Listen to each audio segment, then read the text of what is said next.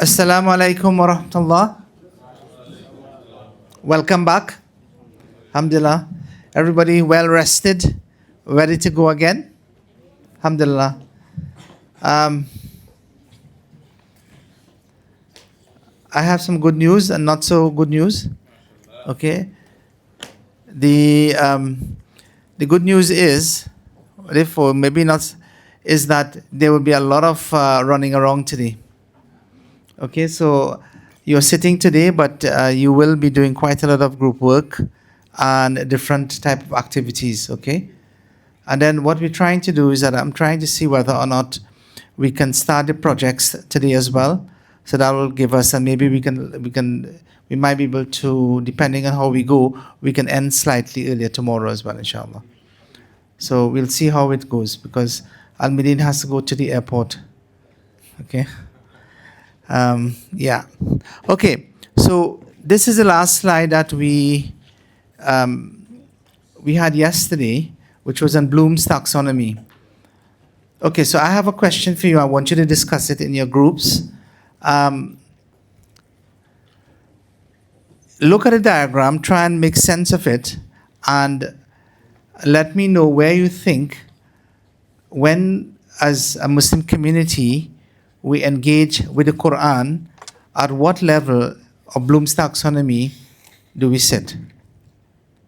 Where are we on that with our community as we engage with the Quran at a community level? Okay. So just discuss it among yourself just for a couple of minutes and see what everybody thinks. Do you understand what the question is? Try and understand what is there. And when you engage, when as a community, when we engage with the Quran, where do we sit on Bloom's taxonomy?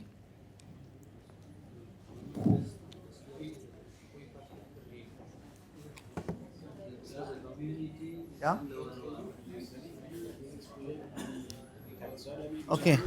Okay, I'm going to translate it into Hausa. Okay, so in Hausa, it is that study what is on the board. First, step number 1. Step number 2 is that there are different levels in this. When, as a community, from your experience, when we engage with Quran, where do we focus our attention? On which levels? Yes? Is that Hausa okay? Yeah, it's okay. The Hausa version will come.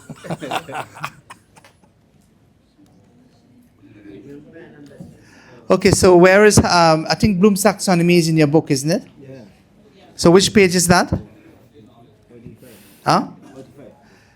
45. 45. So Bloom's taxonomy is on page 45 in your books. Page 45.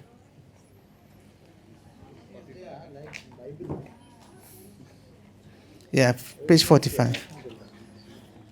This is like a Bible, he says. Mm. Everything's there. Yeah, like gospel. Luke, our English teacher used to say in our college time, if he meets, take that Bible and Take the see. Bible and see. The same thing. To send the Bible, I don't know.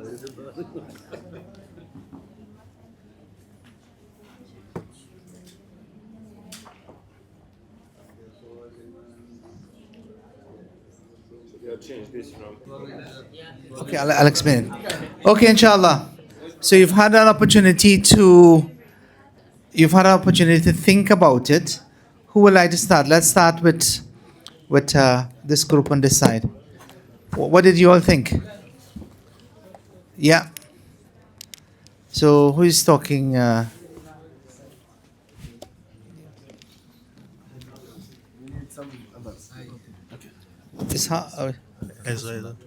Sheikh. Assalamu alaikum to barakatuhu. Wa alaikum assalam. Based on part of our discussion here, we think the question is about the majority approach of engaging with Quran. I think the majority are always about remembering the Quran. Okay. Although we hear Quran, we know what Quran says, but to understand, little people. So you're saying most of our time is spent in remembering. Yes? Yes. What about this group? Do you agree? That's the level? Huh? Applying. So you're remembering, you're applying. This group? Which level? Huh? Analyze. This we're talking about reality here. We're not talking about reality. Where? Understand. Where? Next group. Where do you think? Which level is that? Remember. Okay. This group, which level? Huh? Apply. Okay. All right. So sister says remembering. Remember group, because she says that most of the time we spend, our focus is on memorizing Quran. Okay. What does remember mean?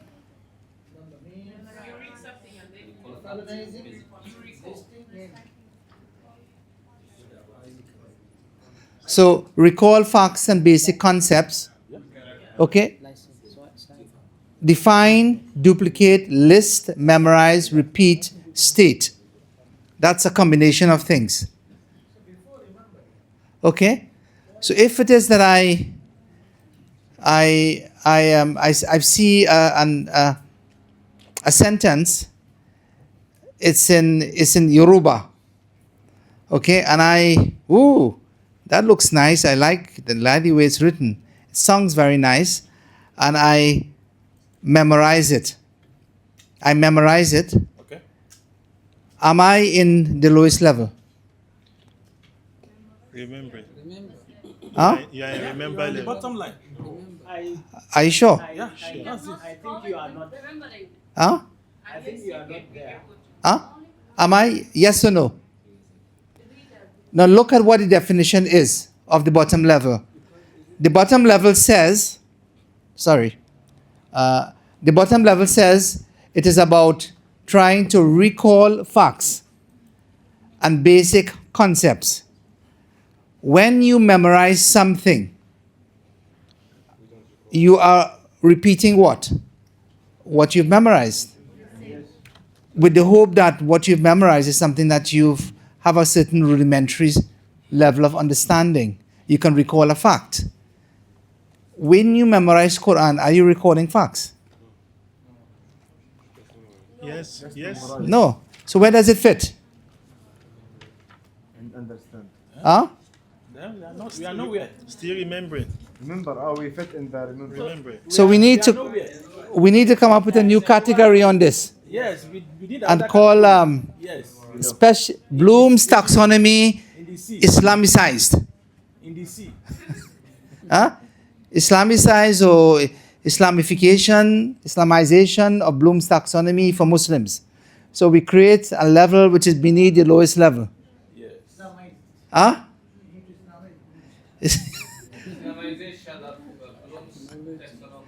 The point I'm trying to make is that for mere memorization of the Quran, we are not even on Bloom's taxonomy. We haven't even reached the first level. And yet, if you think about where we are in terms of where do we put our energy in, when it is that we plan, even as people who are in positions of responsibility, we put all our energy in something that doesn't even exist on Bloom's taxonomy. Okay? So memorization by itself is rarely rudimentary. It's not even on the scale in terms of learning. It's good for repetition, but it could be that that you have so many devices now. It could be that you can get a robot, AI robot, who can recite Quran better than you. It has better tajweed than you. Okay? I remember one brother circulating a video from TikTok. The most beautiful recitation of Surah Al-Fatiha. And it starts with a scenery. It's somewhere you can see the sun, you can see the stars, and you're listening to these beautiful words of this Quran being recited, Al-Fatiha, Then you come in to see in some forests, you see some trees, and then it comes to the one reciting. Guess who the one who was reciting? Guess? Huh? It was a parrot. Beautiful recitation of the Quran. Parrot. And everybody said, MashaAllah. And you see in the comments on Facebook, we have even managed to convert the parrot to Islam. The point being that's where we are. So this is important. And this gradation is really important in terms of understanding. This is where we start in terms of remembering, understanding, applying. So let's assume that we talk about remembering. What would remembering look like in a classroom? Where are the teachers from amongst us? What would you do? How do you accomplish this level? By repetition. Yeah. So you teach a subject, you try and get feedback. Okay? You evaluate the class. Okay, and then the same would go for understanding to a certain extent. So remembering would simply be, can you recall? Understanding, yeah? With regards to what you just said now, I'm still having the view that memorization can also be under Remembering? Yes, because we still have understand. Okay. If we have it in our Yeah. head and we may not understand, but we just Yeah. because the fact is with us, we can repeat it and we can list it. We can still say we remember it, but we are not understanding it. Yes, that's fine. But the point being is that we are still at the lowest level of engagement with knowledge. And then beyond that, it's about applying it. Okay? Information to new situations, to analyze it, to evaluate it, to create it. Now, in the context of mentoring, why is this so important? Why is this important in the context of mentoring? What is the connection between Bloom's taxonomy and mentoring? Yeah, Insaf?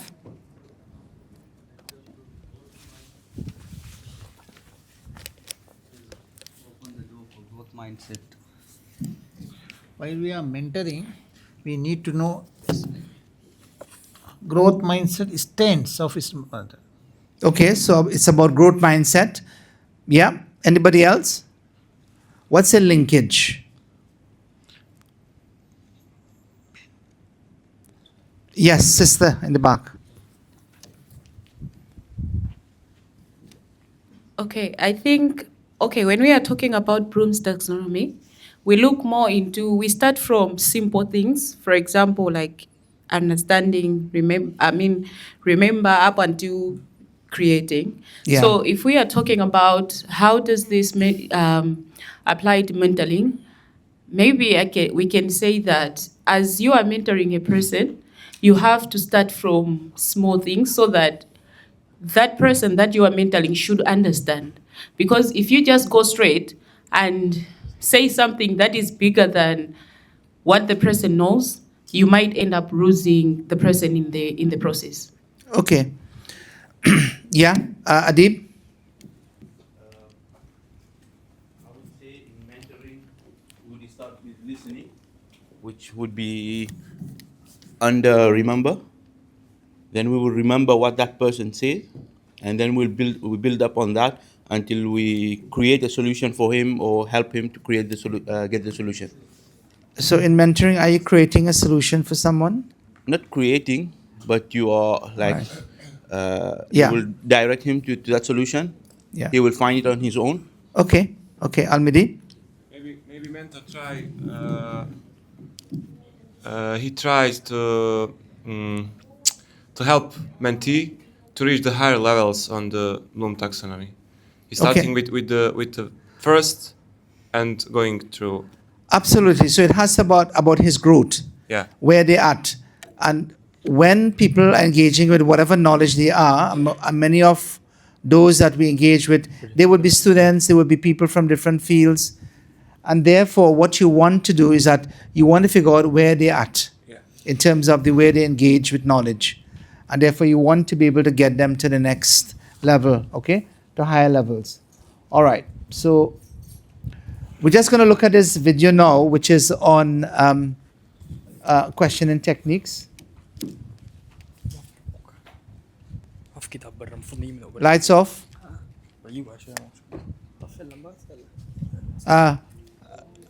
We need the sound.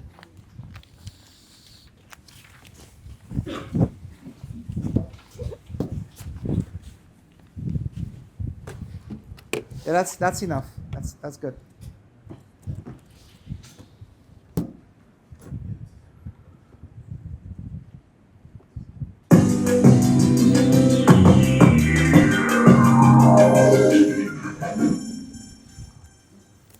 Motivational speaker Tony Robbins once said, successful people ask better questions, and as a result, they get better answers.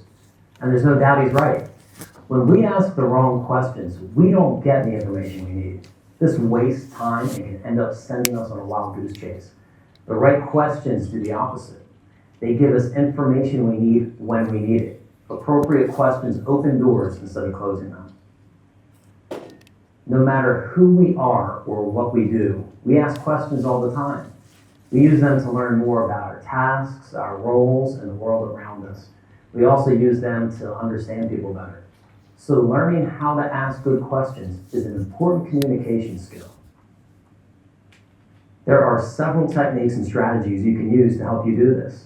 One of them is knowing when to ask the closed questions. The closed question is the one that can be answered with a simple yes or no, or with a very short statement. So for instance, if you ask a colleague, did the meeting go well? You're using a closed question because she can only answer yes or no.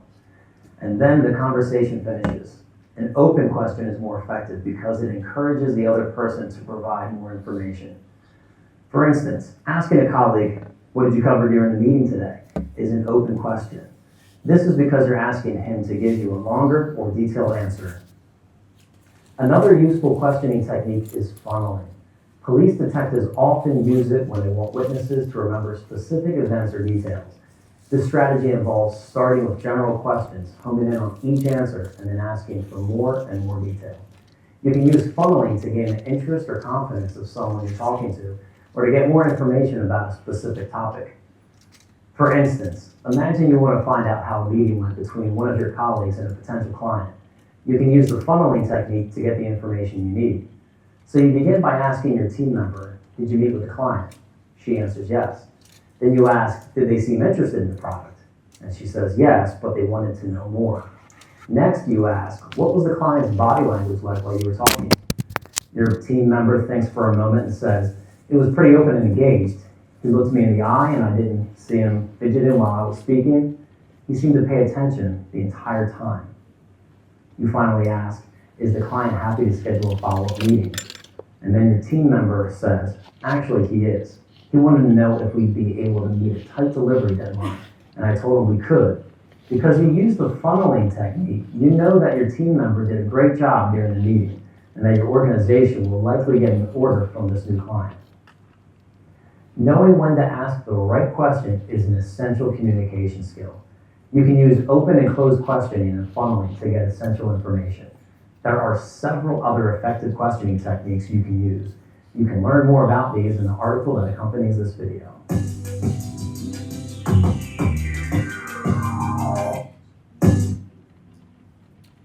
Okay.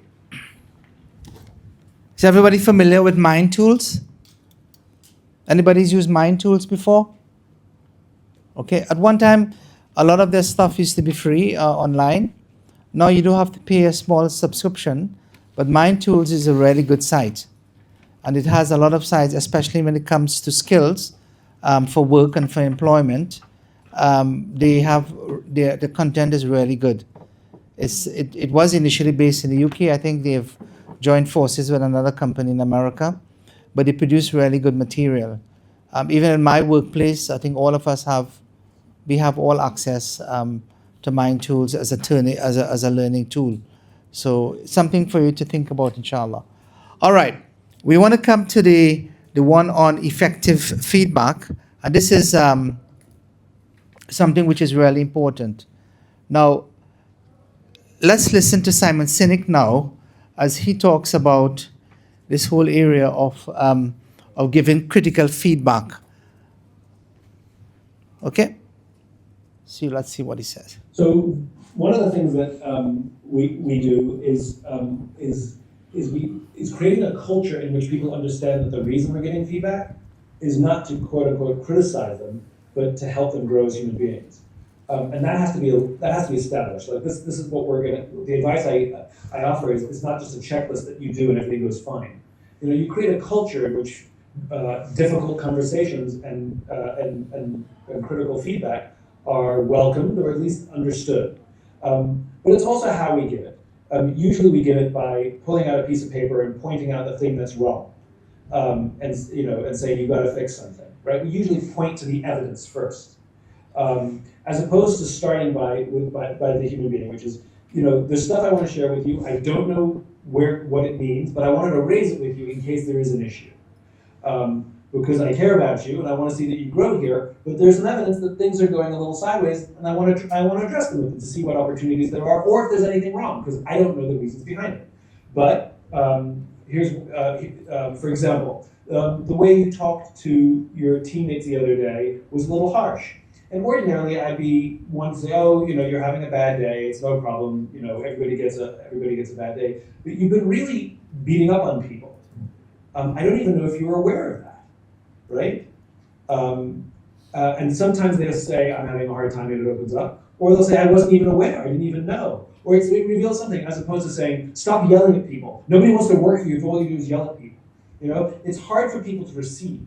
And so good feedback is not just about conveying the point we're trying to make, it's about creating a condition in which the person is more likely to listen and hear it. So we're all proud of ourselves once we've told them. Did you give her the feedback? Yeah, I told her. Right? Did they hear the feedback? Different question. Okay. What did you get from that? Huh?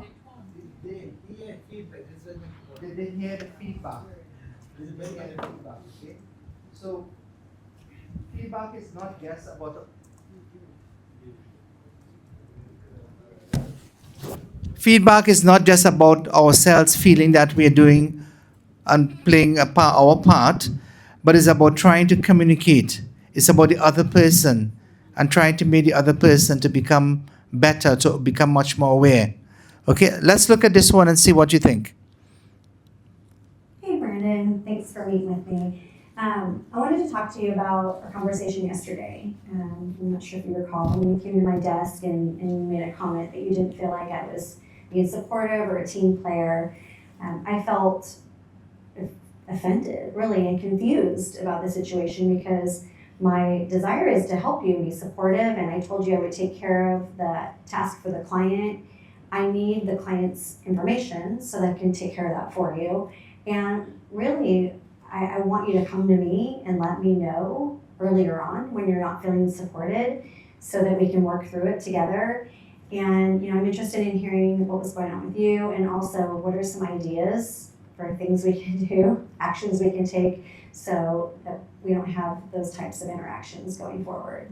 Yeah, I totally get it. I was really stressed out, overwhelmed, and I think I probably let it get the best of me. I'll do my best next time, absolutely. And I think if we can go forward and create an agreement as to when and how we're going to work together, I think that's going to be the best thing for us and for me. Just to be very clear. Yeah. That way I just don't get overwhelmed and stressed out. Yeah, so if you could be a little bit more proactive when you're starting to feel overwhelmed and let me know, that'd be great. Then I'm happy to help. Yeah, Again, I'd love that. I mean, just the open dialogue ahead of time so we don't run into the situation we did last time. Yeah, I appreciate that. Yeah.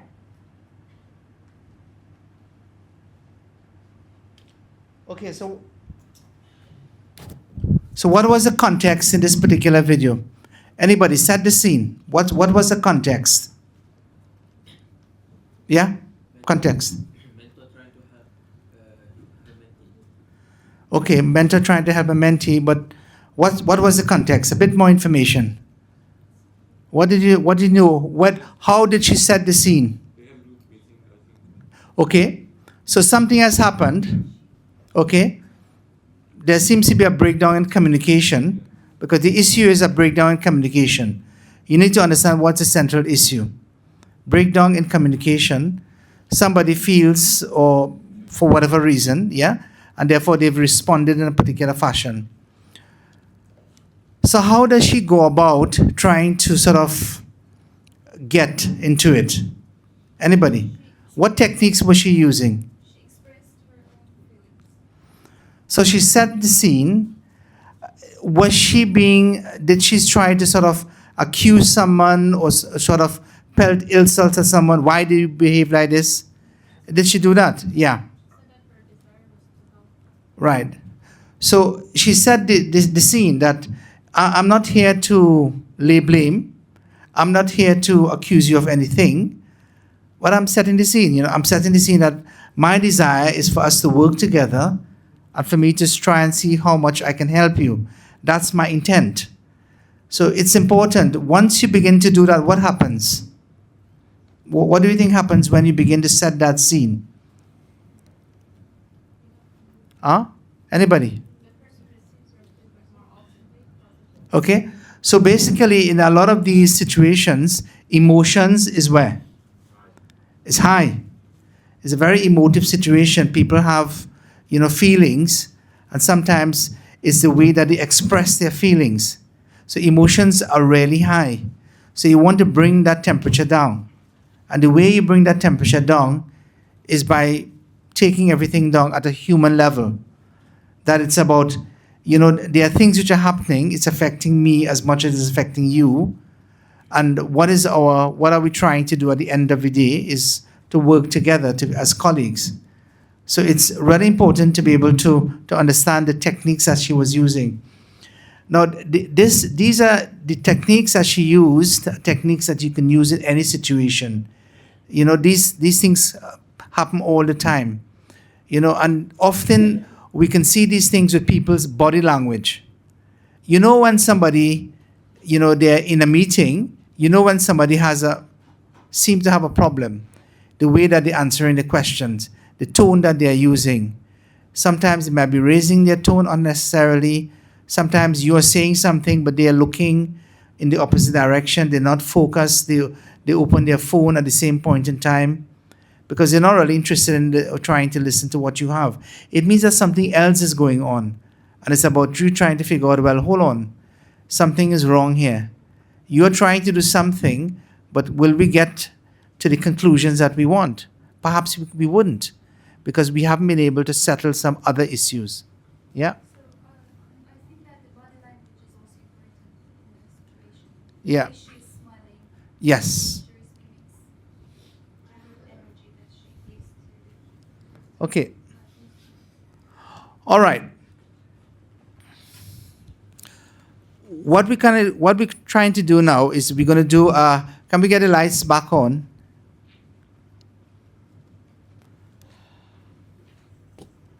So I need a volunteer for this one. Who would like to volunteer? Somebody to volunteer. Anybody wants to volunteer for this activity? Pendleton. Pendleton. Pendleton. It's in your books. 52 in your books. Okay? So that's what we're going to practice. Now the Pendleton feedback techniques is one which is well recognized, and it's something that, especially in medicine, we use it all the time. And it works quite well. And it's not just for about medicine, but it applies to different fields. So we're going to try and adopt that technique, inshallah. So what the technique does is that firstly what you do is that something has happened. Let's say Adib has, he's just given a presentation, okay? And now we're going to the debriefing session where I'm going to provide some feedback to Adib in terms of what he did. So the first thing that I would do is that I would ask him, how do you think it went? How do you think, how do you think it went? And allow him to talk. And then the second thing I'm going to ask is that, what do you think went well? And then you listen. What went well? And then the next question you ask is, if you had to do it again, what would you do differently next time? Okay? No, listen to the question carefully. If you had to do it again, what would you do differently next time? Of the questions which I've asked, are there any questions which is negative? Which is the one that you can say is a bit more negative than the others? The last one. Yes. The last one says, if you had to do it again, what would you do differently? In other words, it's saying that what are the areas of improvement? But instead of saying, what are the things you think, what mistakes do you think you've made? I didn't ask the mistakes. Okay? I'm not saying that they're mistakes. I'm just saying, look, hold on. From what do you think, if you had to do it again, what would you do differently? Now, along the way, you can also intercede. So when you ask a question, what do you think went well? And he says, well, he said, I think I did this and this well. You said, yeah, I listened to you, but you also did this. Okay? And vice versa. All right. So we're gonna trial that. So Adib he is the Imam of the Central Mosque in Mauritius. I'm just setting the scene. Central Mosque in Mauritius is a mosque which is dedicated toward Muslim youth. Adib is the Imam, well-respected leader in the community, council, group worker, da'iyah, you name it, he does it. Everyone is coming towards Adib for help and attention. But he's just given this major speech to a public audience, and now we're sitting down to reflect upon it. Yeah? You got it?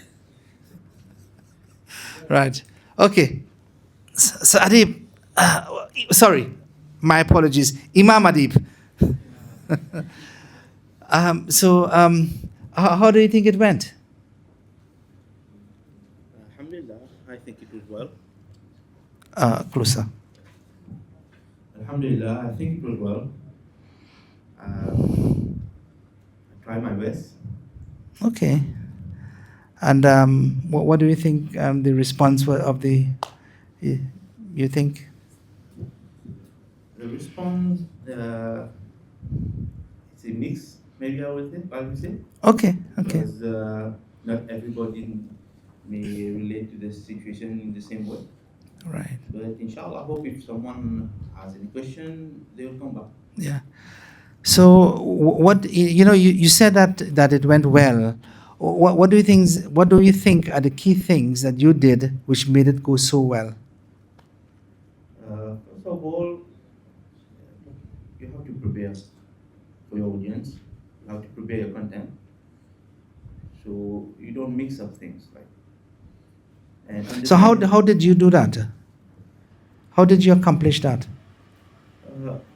You need to be on the ground with people first, with them, Okay. to understand what. Okay, so let's intercede here. So you are talking as though that this is what you are doing. So that you're not talking about you, you're talking about I. So I'm asking you, how did you do it? So you say that, I think I did it well, and these are the things which I felt I did to make it go well. Okay? So if you can repeat that bit now. Okay, so you're not talking about a third party, you're talking about you, meaning you, the person. So I'm asking about how you felt it went well. So you said, I think it went well because I did. Yeah? Everybody understands that? Yeah? Are you seeing? Okay. Yeah. I think it went well because I prepared for the speech, and I did some surveys first. I think that's excellent. I mean, good preparation is important, and I really like this idea that you mentioned that you did a survey to understand your audience before you did it. What else did you think you did well?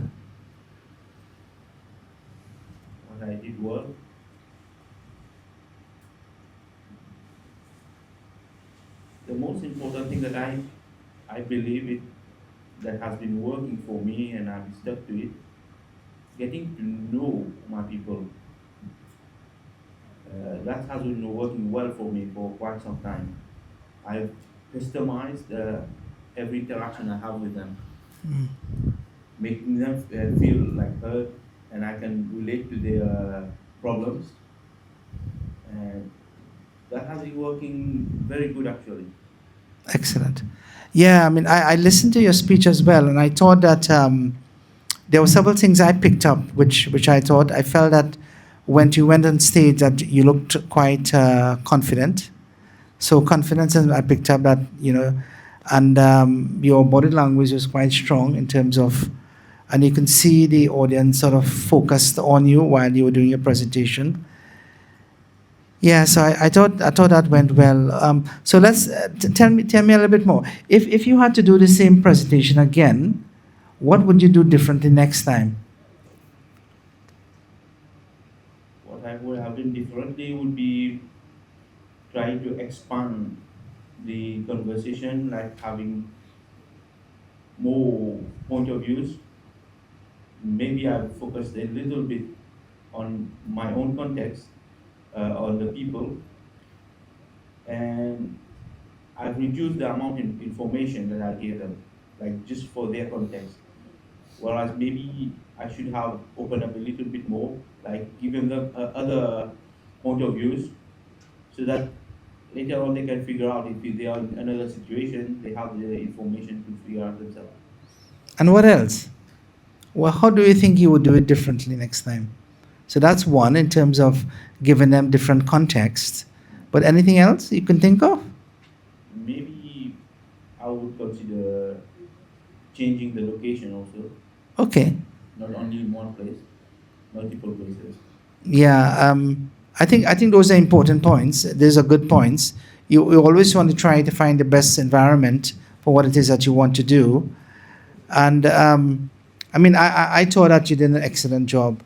And but just perhaps to think about the idea of you said that you did some preparation, which I thought was good, but maybe a bit more on certain aspect of the subject, and I can share with you some ideas in terms of those things which could potentially improve.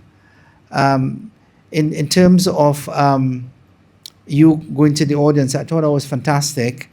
But in terms of the way that you were dressed, I think today you forgot your hat, your topi, and maybe that might be something important in that context, because in Mauritius, in the Central Mosque, we do have a lot of people from different age groups and so on, and sometimes that might be something important for them.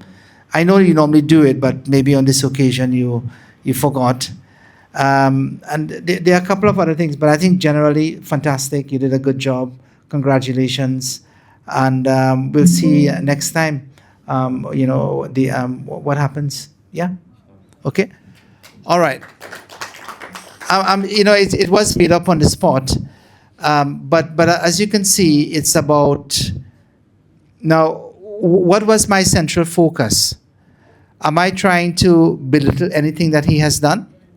No, I'm not trying to belittle him. For everything that has been done or said is trying to be something which is positive. All right? Something which is positive rather than something which is negative. All right. So what I want you to do, yeah, Abu Bakr.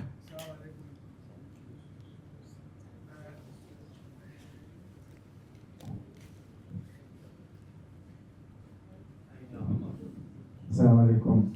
Having listened to the question in the conversation, I have a bit of a problem with the question of what is that which we do differently.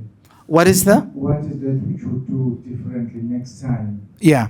Yes, because I think a question like that should only come if something went wrong.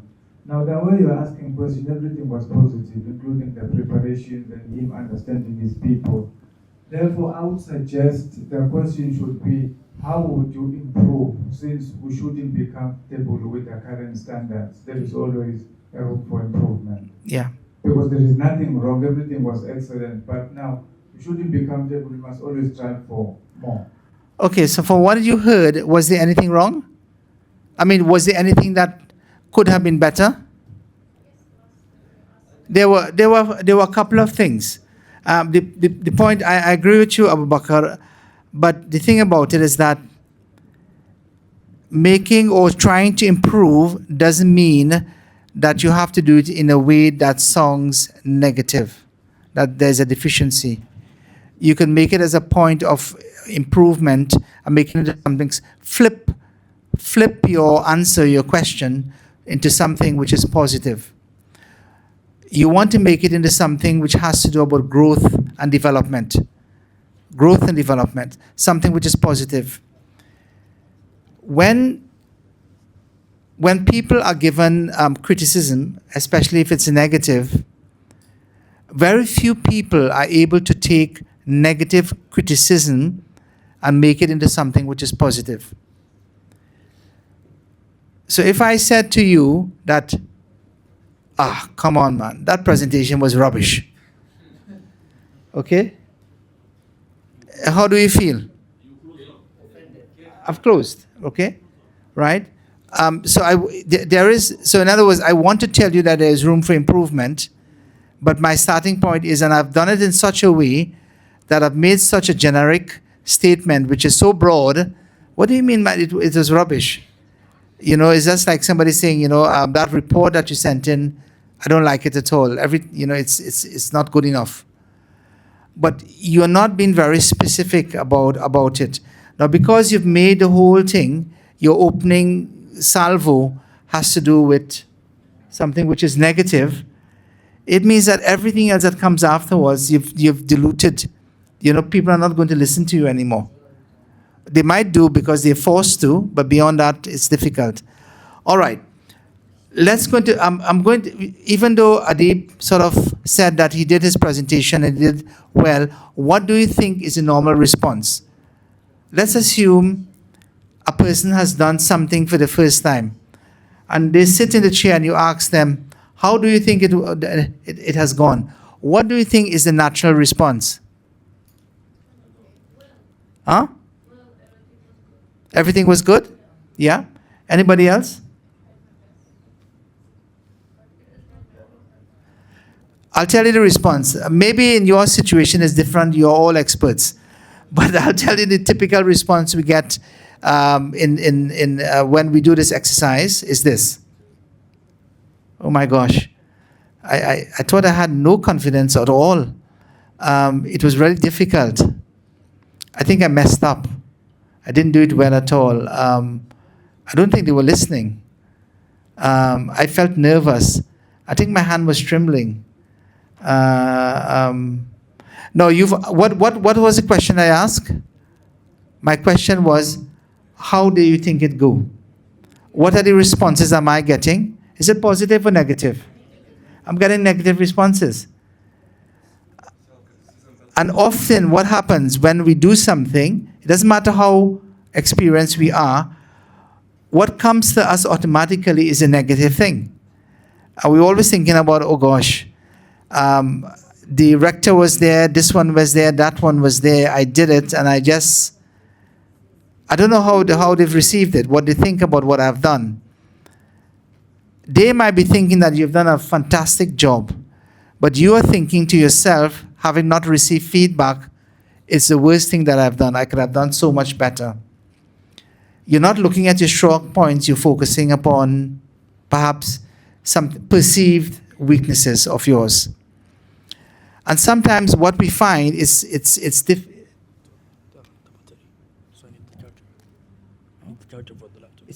in the back. Yeah.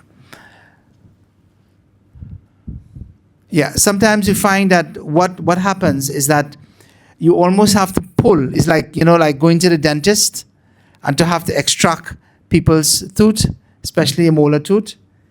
You have to extract that good points from them. Otherwise, you ask them, what went well? and nothing seems to come out. All they can tell you is something which is negative. That's a normal response. That's how human beings are. And sometimes you are the one who have to sort of support them to be able to get that bit of information out, to be able to develop their confidence. So this is not an easy task to do. Okay. Now, in this particular training that we're going to do now, what I want each one of you is to prepare something. You're going to talk to 2 other people for 1 minute. Okay? So, let me explain. This table, 3 brothers. Let's say Adib is the person understand. He will stand up before the 2 of them, and he is going to deliver a nasiha for 60 seconds. He's going to deliver the nasiha to you. You and you, but primarily you are the recipient of the nasiha. Okay? Al-Medin, you will act as an observer. Okay? You are the observer. You will deliver after you've delivered for your your 1 minute. Now, you will sit down and you will have a conversation with Al-Medin. Al-Medin is the one who will, or we could do it the other way around. You can have a conversation with him, okay, about it, and you will be observing. You can change it around as the case may be, and then everybody takes a turn. So one person is acting as the presenter, one person is acting as the recipient of the advice, and one person is acting as the observer. Perhaps it's best the observer doesn't say anything in the beginning, okay? You go through the feedback thing. So you will be giving feedback on what you've heard. You observe what they've done, okay? You observe what they've done. At the end of it, you give feedback on his observation. You give feedback on his feedback, okay? So we're teaching listening, presenting, and feedback all in one. After you've done so, you change the order. Okay? I'll say it one more time. 3 sisters here. Let's assume you act as the presenter. You're giving a nasiha to the sister here. That's one. You're listening. After that 1 minute, you sit down with her and then you go through the Pendleton technique of feedback. How did it go and all of that. All of the questions are there in the book. If you can open the book and use it as a guide. You are observing.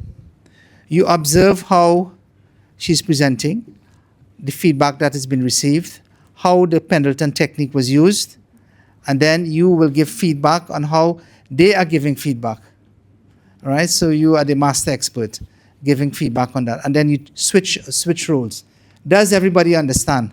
Yes? So you need to find 2 other people that you will do it with, inshallah. So groups of 3, and me to move into some other parts of the room if that's the case, or a different table. Oh, yeah. Okay, so, all right. Okay, so you are 4. You need to be 3.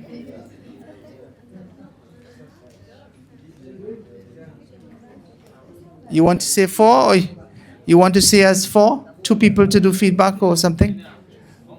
Okay. Okay, yeah. So you need to find one other brother.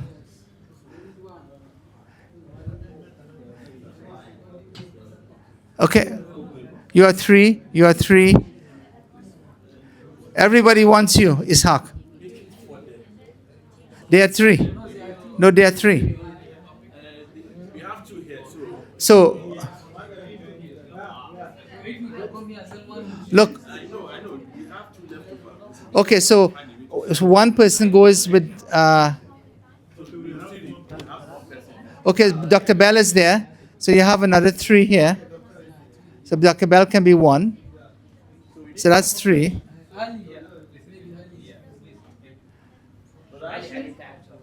Ali. Can you join these two to observe? Oh, you do something. Sorry. Okay. All right. Maybe we can can observe them. Yeah. No, okay. All right. Yeah. Okay, I will observe them. Okay, that's 3. Okay? Yeah, so I'll join here. All right. So remember that you need somebody to time. Time is of the essence. It says 1 minute. So 1 minute. 1 minute for presentation. 2 minutes for feedback. And then another 2 minutes. Then another 2 minutes for the observer to be able to feedback. So in total that is 1 minute plus 2 minutes plus 2 minutes is equal to 5 minutes. So 5 minutes, then you switch. 5 minutes again, then you switch. 5 minutes again. So it should take roughly 15 minutes. Okay? 1 minute for presentation, 2 minutes for feedback, Pendleton technique, 2 minutes for feedback, Pendleton technique, and 2 minutes for feedback from observer. Yeah? So that's 5 minutes in all. Yes. And then you switch roles. Yeah. Switch roles. So, the story is this. The two of us wanted to attend the leadership training together. And unfortunately, Abdraman couldn't make it. So he deeply wanted to be at the leadership training and then later on join the mentoring training. And it didn't turn out as he had wanted. So I started my way on my own and left him behind, bearing in mind that he joined me later on, and he successfully did that on Friday night. So the message he shared was, while he was buried in his thought and his plan that, look, I have really wanted to join this leadership training and I couldn't join, but let me just wait for the mentoring training. He said something popped up, another camp in which he attended, and he was able to cover 3 important, significant books that he wouldn't have covered if he were here. So the message he wanted to drive home for us was to trust in Allah's plan other than your own personal plan. You may have a plan that is clear. Look, this is what I want. This is where I want to be. This is the way to get to the place. But if it doesn't work out, just relax and just know that something divine is behind it, and definitely you are not going to regret it. And finally, he's here. Thank you for coming. So then the second one was from Dr. Abdul Mumin, who is a lecturer at the university in Johor. So we had 2 interesting discussions, and for me, they are absolutely life-changing. And the mindset shift I got from the discussions from him were mind-blowing. So, first of all, he also shared a story behind why he didn't join the day 1 of this mentoring training. So he was there for the critical thinkers, and he went back, and then he came back now to join the mentoring training. Well, he wasn't present on Saturday, that was yesterday. So why? Then he shared the story that he had a presentation about Viva defense. And he developed such a novel idea for students to use in approaching their Viva defense. And he likened it to a pregnant woman who is in labor.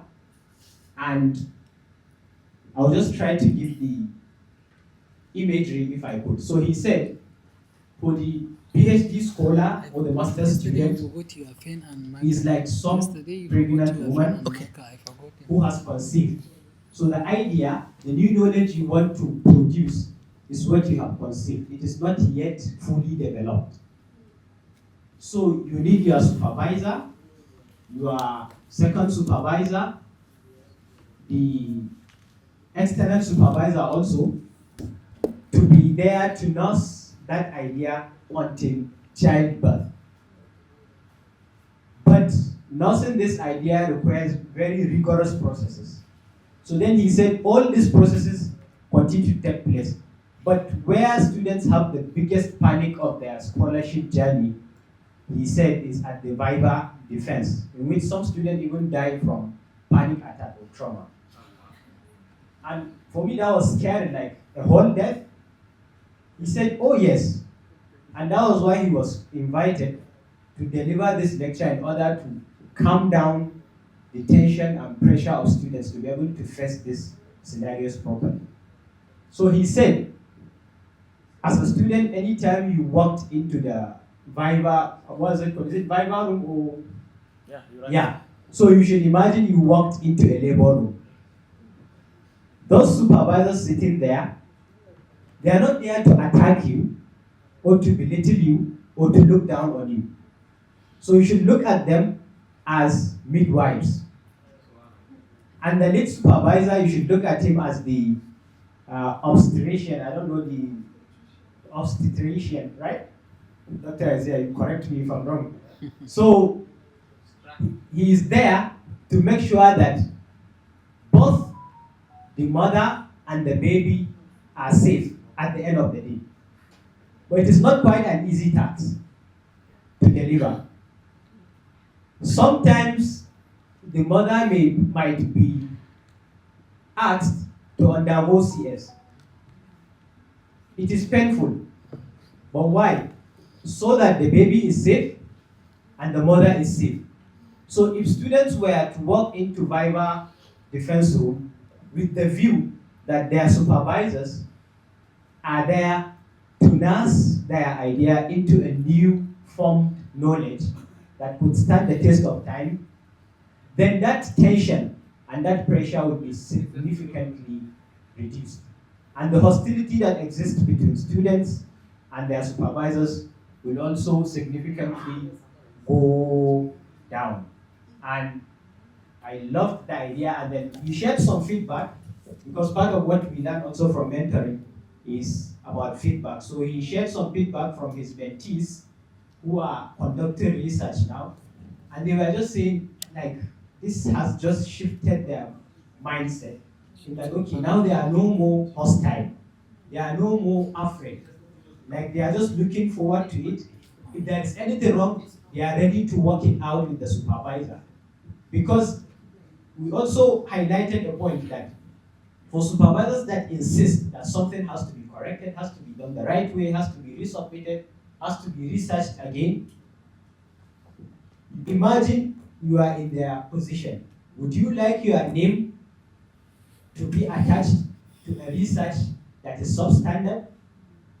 So therefore, the supervisors also had to do their homework to make sure that they don't allow the baby to be delivered premature. You get the point? Yes. So basically, this is the novel idea I had from him, and it was absolutely life-changing for me. So I thank you so much. And the second one, clap for him first. No, I want clap, please. Clap for him, please. So just lastly, in a minute, he said about the taxonomy, because that was his area of PhD research from the Islamic perspective. So the one thing I would just say is to close it with a question. Bloom, from the taxonomy, it's Bloom's taxonomy.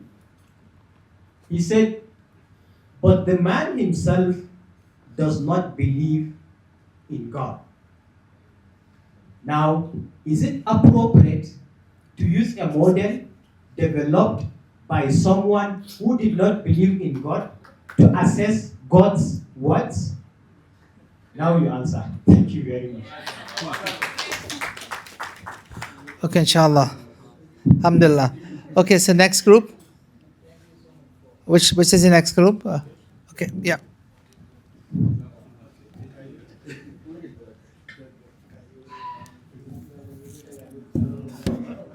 Already have the observer. Assalamu alaikum wa barakatuh. Actually, during our discussions, we have some issues that we also raised one of the topics that was discussed in our group is about patience in Islam. And one of us presented that topic and let us know the importance of patience. And we ensure that after presentation of each member of the group, as our doctor has instructed us, someone will give feedback, and the observer will also give a feedback on the feedback. So one of the feedback that was given is that since we are discussing it on Islamic perspective, so there's need to cite maybe some verses of the Noble Quran and Sunnah to make it so. And the person, this recipient that's giving feedback, they also make some diplomacy, some kinds of, he tried to be friendly, that, oh, maybe due to the time, it may not be, he tried to give him some excuses. At the same time, he tried to demonstrate that he needs to also do this and improve on it. Actually, one of the issues that we later realized is that there is need to ask the other partner that, oh, before you give your comment, try to ask him what is his own view on what he has presented, what we need to improve on, in case you are given another opportunity to present this. Another topic that some of us also presented is about the future of Islamic scholars.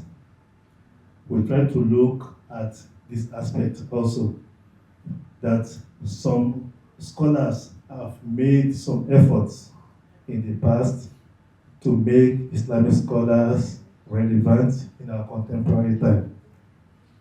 Those efforts have given us Islamic Bank.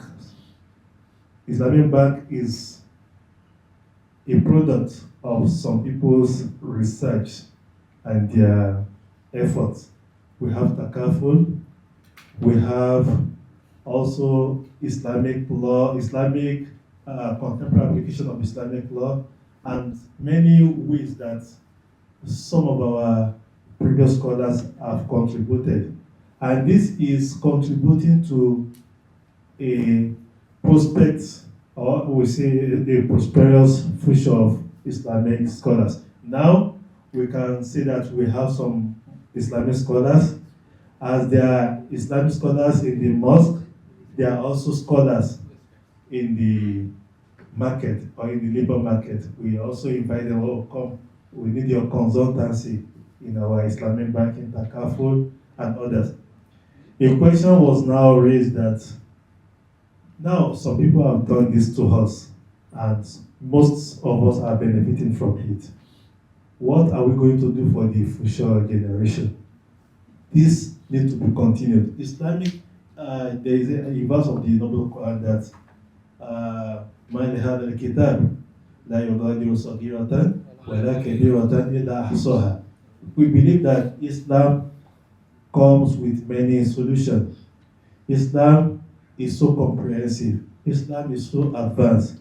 Islam have even some of the issues that we have not been able to think about it presently. We still have it.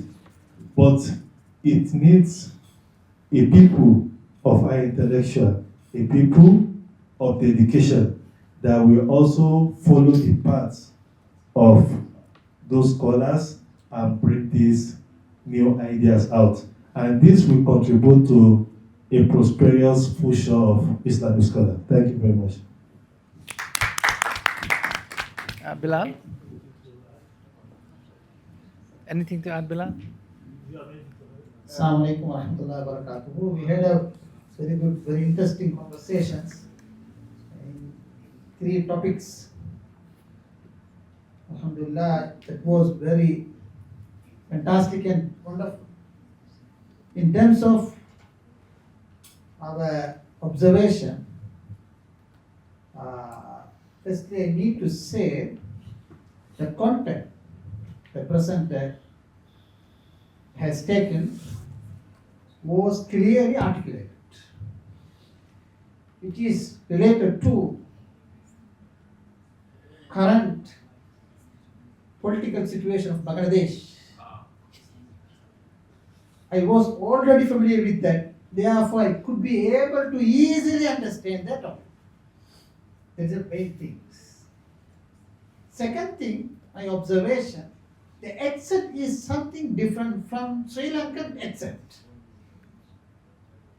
But since I have a close relation with Bangladesh colleagues, it helped me to understand the accent clearly.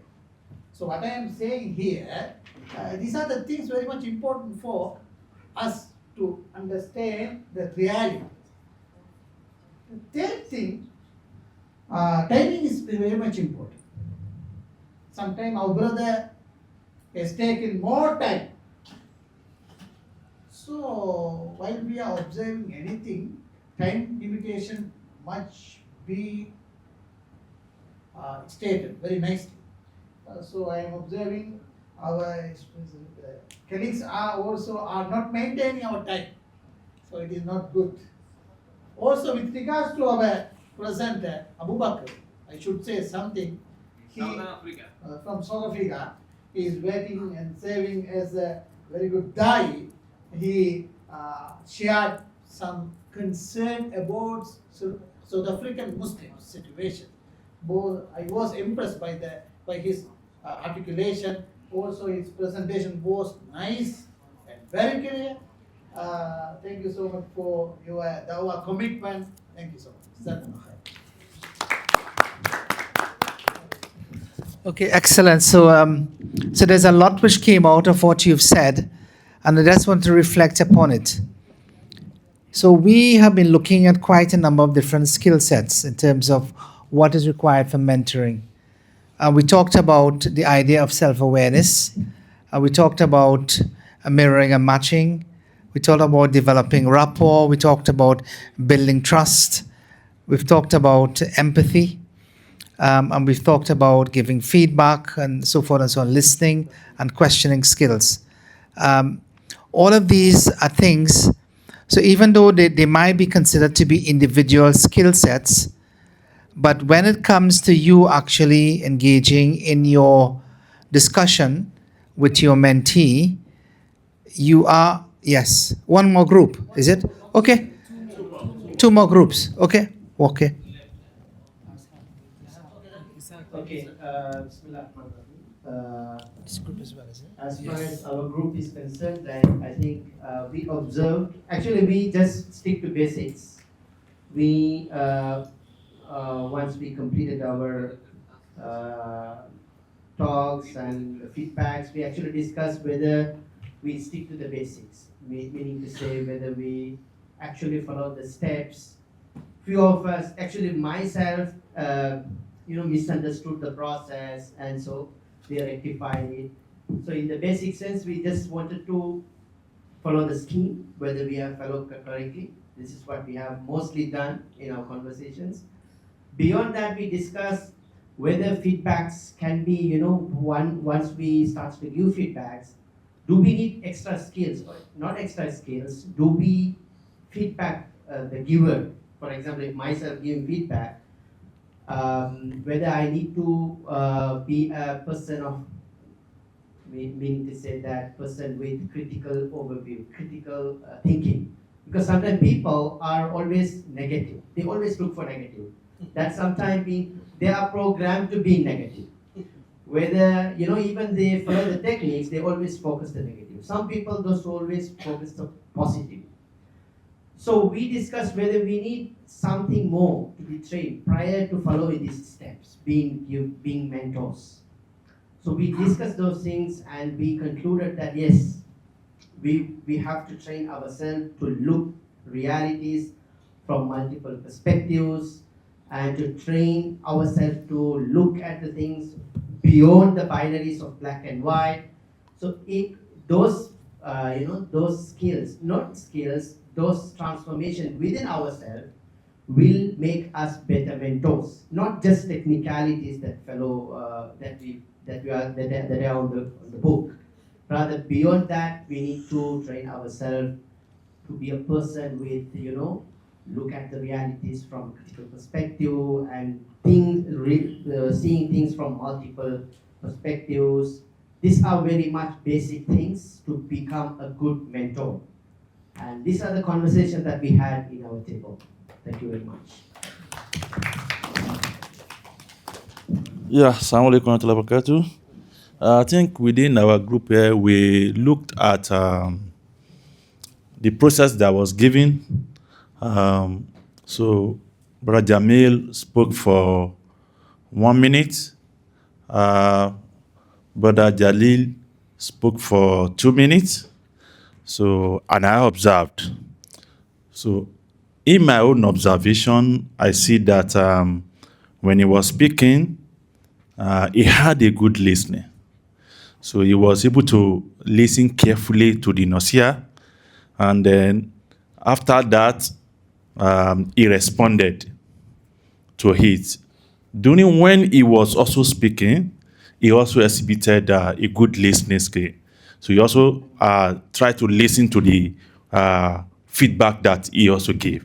So that was what, but in their own conversation, when I was observing, I discovered that some of the steps were compressed. So we shall later actually point out to them that, we need to actually look at this. How the question from the person that talked further, you should have asked that, okay, what other better ways can it be done if you have to do? And then when you also are responding, you two should have also in your own conversation. So that was what we also had. And then we later look at beyond that, the issue that he used as a Nasia is the issue that relates with the ulama, in the particularly the imamship in the mosques. That we have several, more of our youth that are becoming imams now, and they also want to belong about what is happening about their among their things when they are actually there. So, for example, you are an imam, you pray in the mosque, lead people, but when you go outside, you want to see that your colleagues are also trying to do videos, make calls, do dancing and other things online. You also want to belong. And then you know that can have a negative impact on the role that has been bestowed on you. And those are those conversations that we have. And I think we exhibited, all in all, we can say that we can do better in the future engagement. That's excellent. Is there anybody else who would like to add anything to what you've heard so far? Anybody? Any questions? Yeah? Question, yeah?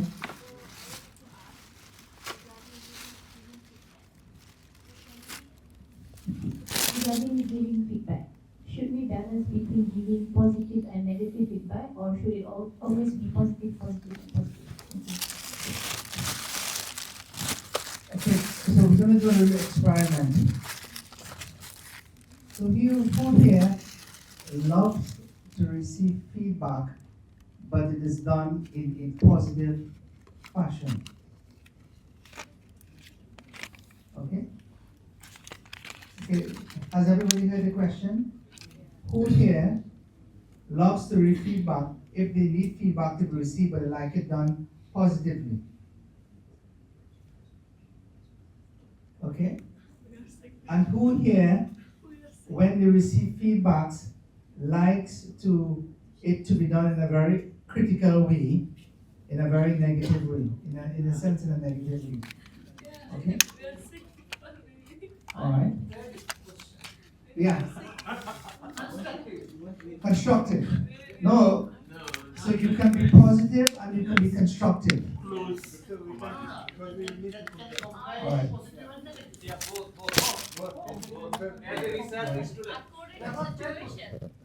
Okay, according to the situation.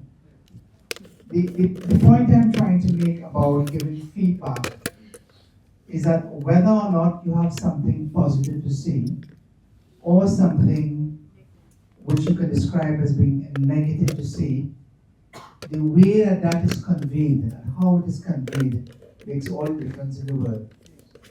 It's not just about the information which is being conveyed. You're looking to be able to alter practice for the future. One thing said negatively, sometimes people can change careers. Serious, people can change careers. One person who might be a supervisor and you have never experience with that person, you might be interested in economics. But when you work with that person, do you like the field? I don't like economics anymore. I want to go to law. I want to go to a different field. Hold on.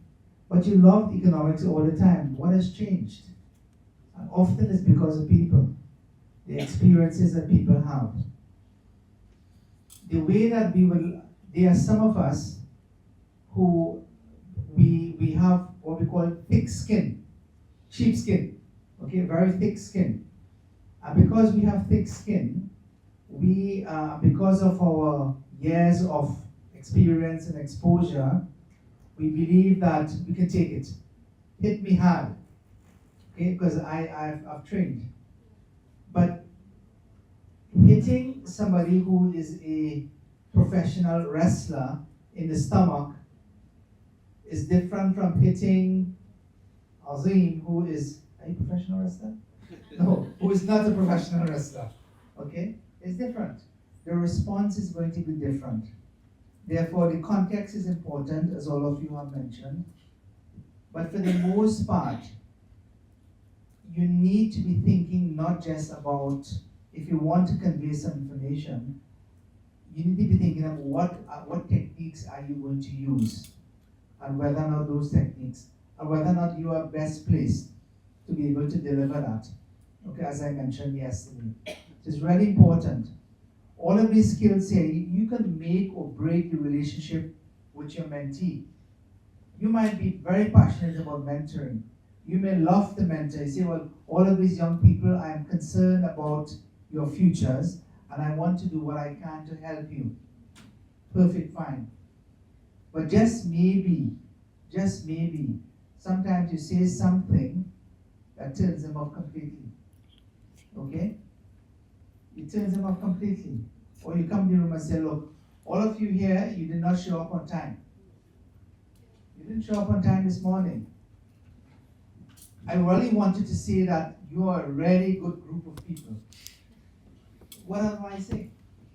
When I said the first statement, what did you think? You turned off. You don't want to listen again. All of the good things now I'm trying to add, it's like an equation. I'm trying to add now to give my more pluses over my negative. This negative is a big one. It's a multiple factor. Therefore, in human psychology, when you need to be very careful when you talk to people, okay? And sometimes, when you are trying to give feedback on others, or about others, or about a situation, not everything that you believe to be not right, you would want to be able to deliver at the same time. So I'll give an example. So we had a training program in South America, in Guyana. And in that program, when we first passed the microphone around, nobody wanted to hold the microphone. It almost as if it was like, something that they were, like they were holding something, what is this? Shaking. And they were shaking because they didn't want to, they were never accustomed to holding a microphone. We listened. So then we did a nasiha after every salah. So 5 times a day, we would do 5. Then we asked who would like to deliver one. Very few people wanted to deliver anything at all of the group. So we said, okay, those who want to deliver, we will start with you. We went through, we used the Pendleton technique as feedback after the session. All I said is that, just tell me one thing where you can become better. Just one thing. What you did well, one thing that you've done well or one thing that you want to become better. And they began to listen and look at each other, how they were performing. Just one thing. We did not focus on trying to, we went through a whole set of communication skills, but we only focused on one thing at a time. One thing at a time for a particular period. So everybody, when the second speaker stood up to speak for the next prayer, that one mistake or one thing which could have been improved, you saw that they remember that one thing. The next time, we corrected. So it now becomes two things. New thing has been added. The next time, two things have been added. It's not been repeated. It continued like that until everybody realized, hold on, I can do this. It's not difficult. Then everybody started to raise their hand. Obviously we only have so many slots. So then we said, okay, so many slots, we'll give 2 people a chance now after the prayer. And then 3 people a chance now after the prayer, because everybody wanted to. And then say, look, I did it then, but I want to do it again. Until at the end of the program, everybody was familiar with the microphone. Everybody could stand up and they could speak.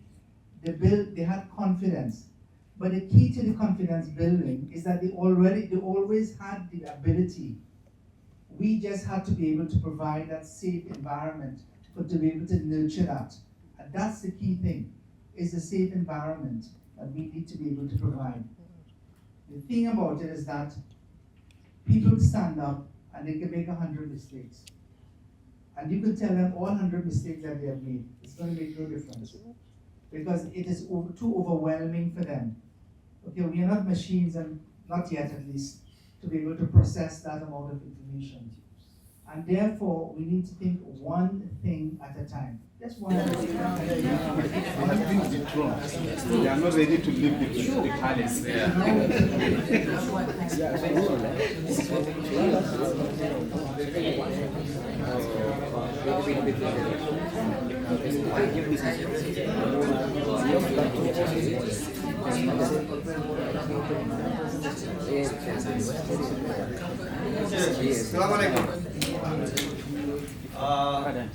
Before we start, we'll do a small activity. Then we'll go to our next session. Will you please stand up for a while? Maybe rise from your. Yes. Okay.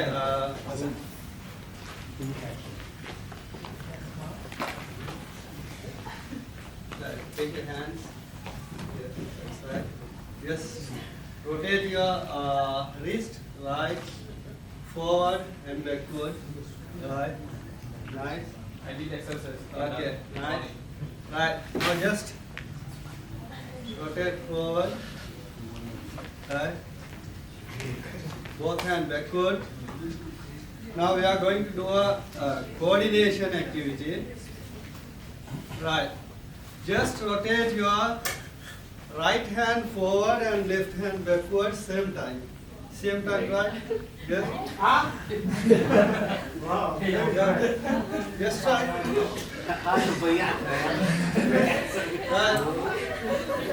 Right.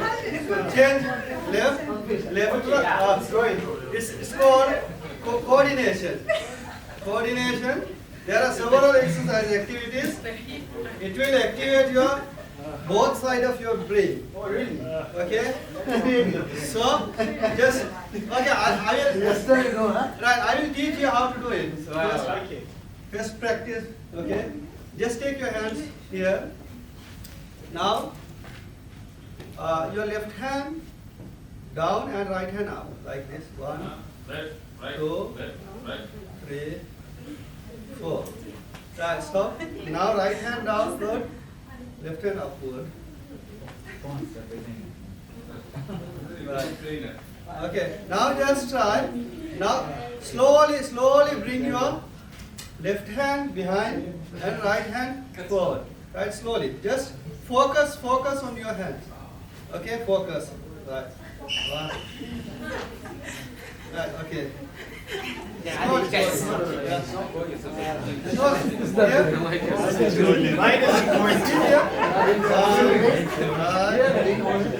Not swimming, not like swimming.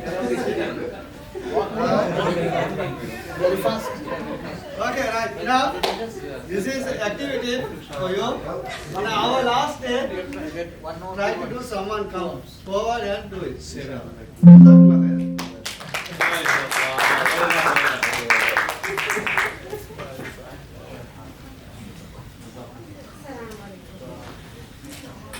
Now we've reached a stage in the program where we're going to put it all together.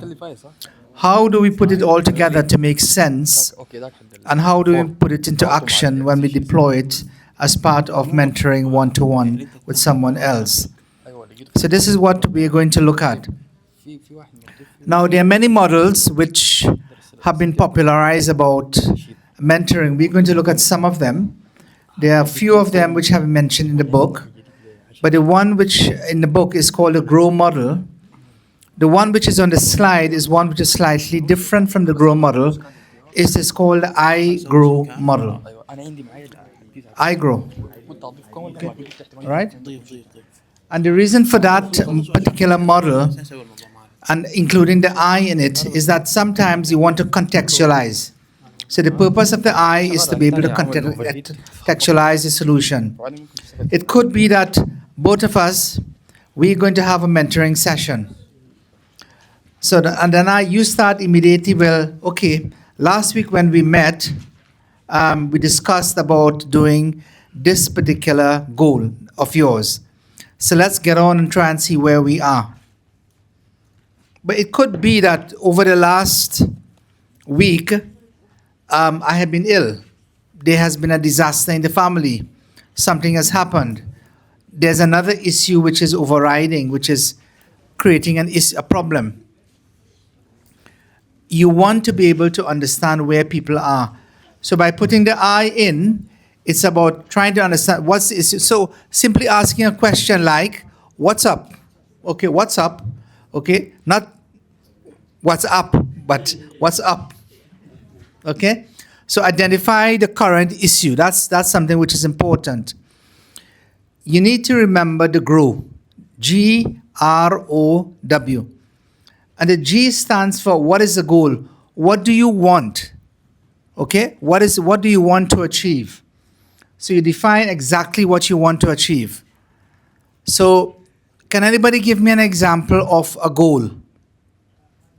Any goal that you might want that might be discussed, not necessarily yours, but that might just to be able to illustrate what a goal is. Yeah, I want to be the Prime Minister of Bangladesh. Okay.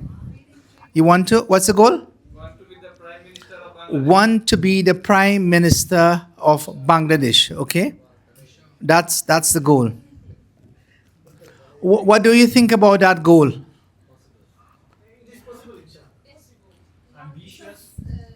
Ambitious? Okay. All right. The question about the goal is that I want to be the Prime Minister of Bangladesh. Is it a smart goal?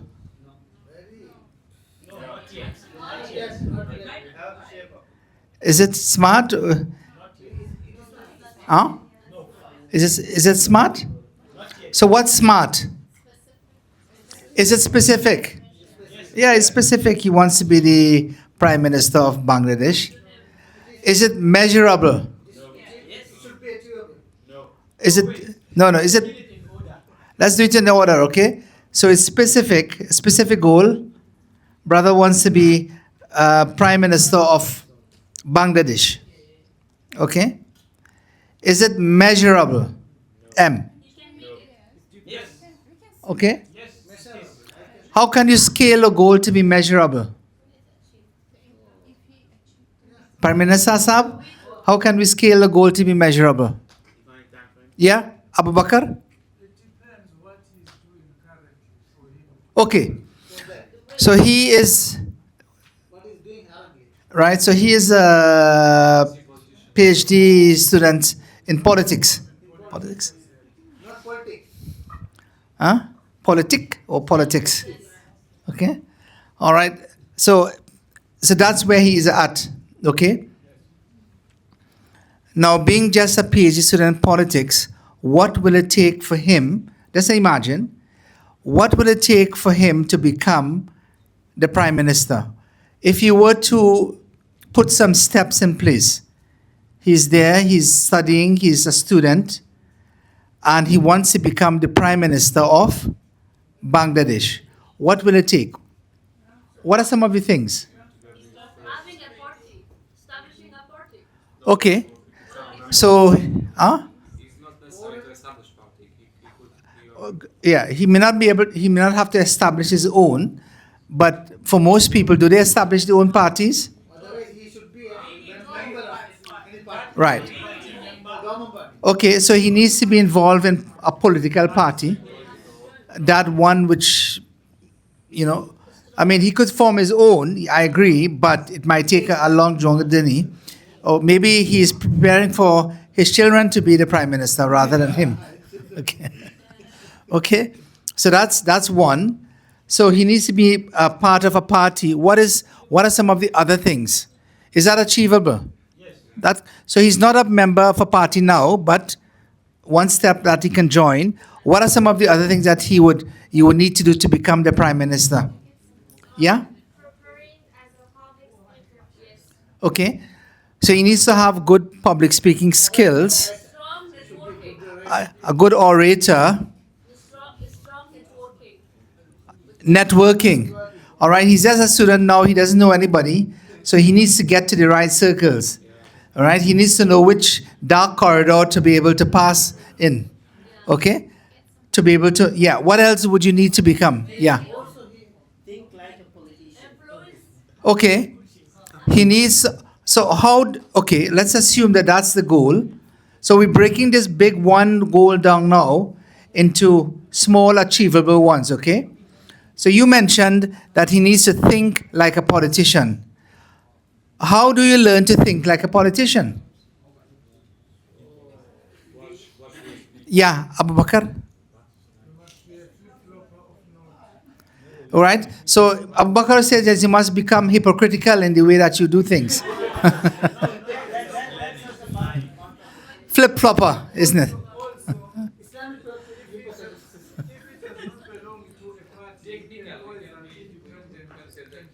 Okay. Okay. In addition to that, we must contend at local government. Right. Which is important. The point I'm trying to make about this exercise, you may want to be the next Prime Minister, or let's say President of America. Why not Bangladesh? Why not America? Right? Then you don't need to have any education. You could be an idiot and you can become the president, isn't it? Okay. The point being is that whatever it is that you want, you need to be able to break it down. Break it down, understand all the different connections. How many of you on a regular basis get involved in mind mapping? Mind mapping. I think, of course, yeah, mind mapping. Mind mapping is really important. Does everybody know how to do mind mapping? Huh? Can we clarify?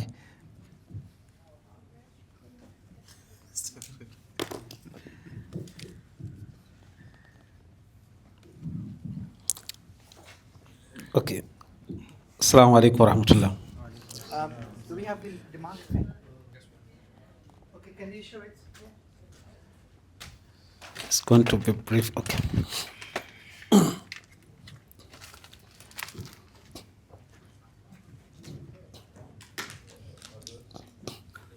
Okay.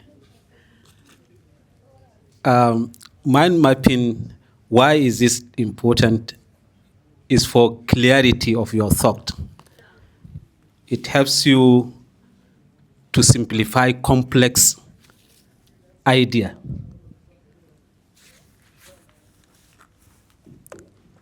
And the idea should form the cycle of your mind map so that you see it. For instance, what? maybe let's say Islam. What do you want to know about Islam? So this string, Islam about what? Maybe faith. Under faith, you have branches here, the 6 articles of faith. Second, as-salah. What makes up salah? You mentioned it here. Zakah is here. What makes up zakat to be acceptable? You make clear here a song. So in short, at a glance, you'll be able to see everything in a page. And this will help your brain to analyze, synthesize the whole idea. Even if you want to write an article or explain, you know the center of your discussion is Islam. And what makes up Islam are the branches. So mind mapping, just like Google mapping or Quranic map, is showing you the way to your destination. So all this can help you to see at a glance, and it will sharpen your memory. If you are writing an article, you take the title is here, then you discuss about this clearly. So normally we allow students to give mind mapping of the whole semester presentations. So you can see a student in just a slide, you'll be able to give the mind map of his own understanding of the whole semester. It's so powerful as a thinker, you need this. So it's just like mental image that you are having. And we know image and pictures are worth 1,000 words. Wallahu alam. Assalamu alaikum. Okay. Does anybody have any questions on mind mapping? Everybody understands now? So you can make this, and this can go in totally different directions. And then you get something which, it doesn't matter if you make mistakes, you can always Yes. learn how to connect things in different ways. Based on his score, Yeah. he can be prime minister. Okay. How he can make a amendment. So assume that this was not Islam, Okay. so becoming prime minister. Okay. If your goal is becoming prime minister, PM, right? Okay. You can form your own mind map by using WH questions. Why? Find your why on why you want to become. So once you have here, then you mention the why here. You list them. Are they strong enough? Then you go for how to become a prime minister. Then by the time you become a prime minister, what identity are you or legacy that you are giving to your own people? So, or who that you need to contact, right? Where do they stay? When? Then you must have your own manifesto. So all this building the manifesto, who to meet, who is expert in that area, where do you want to use, where you're supposed to go, who would you consult, right? And how much do you need before you become a prime minister? So the financial aspect, the everything, social aspect, spiritual aspect. So there must be, is it inconsequential for you becoming prime minister? What are you losing? What are you ready to sacrifice? Yes. Remember, you must have critics. So how would you respond? So your debating skill, critical skill, Islamic skill, how would you even convince other than you? And I think this kind of program on communication matters. If you are becoming a prime minister and you don't have da'wah bil hikmah, you have a history meeting a non-believer, maybe telling, using your emotion in da'wah. And now it's time for you to seek for his own vote. So as du'at, please, we shouldn't underrate what we are going to become in the later years. What we do now can help us in the later years. Yes.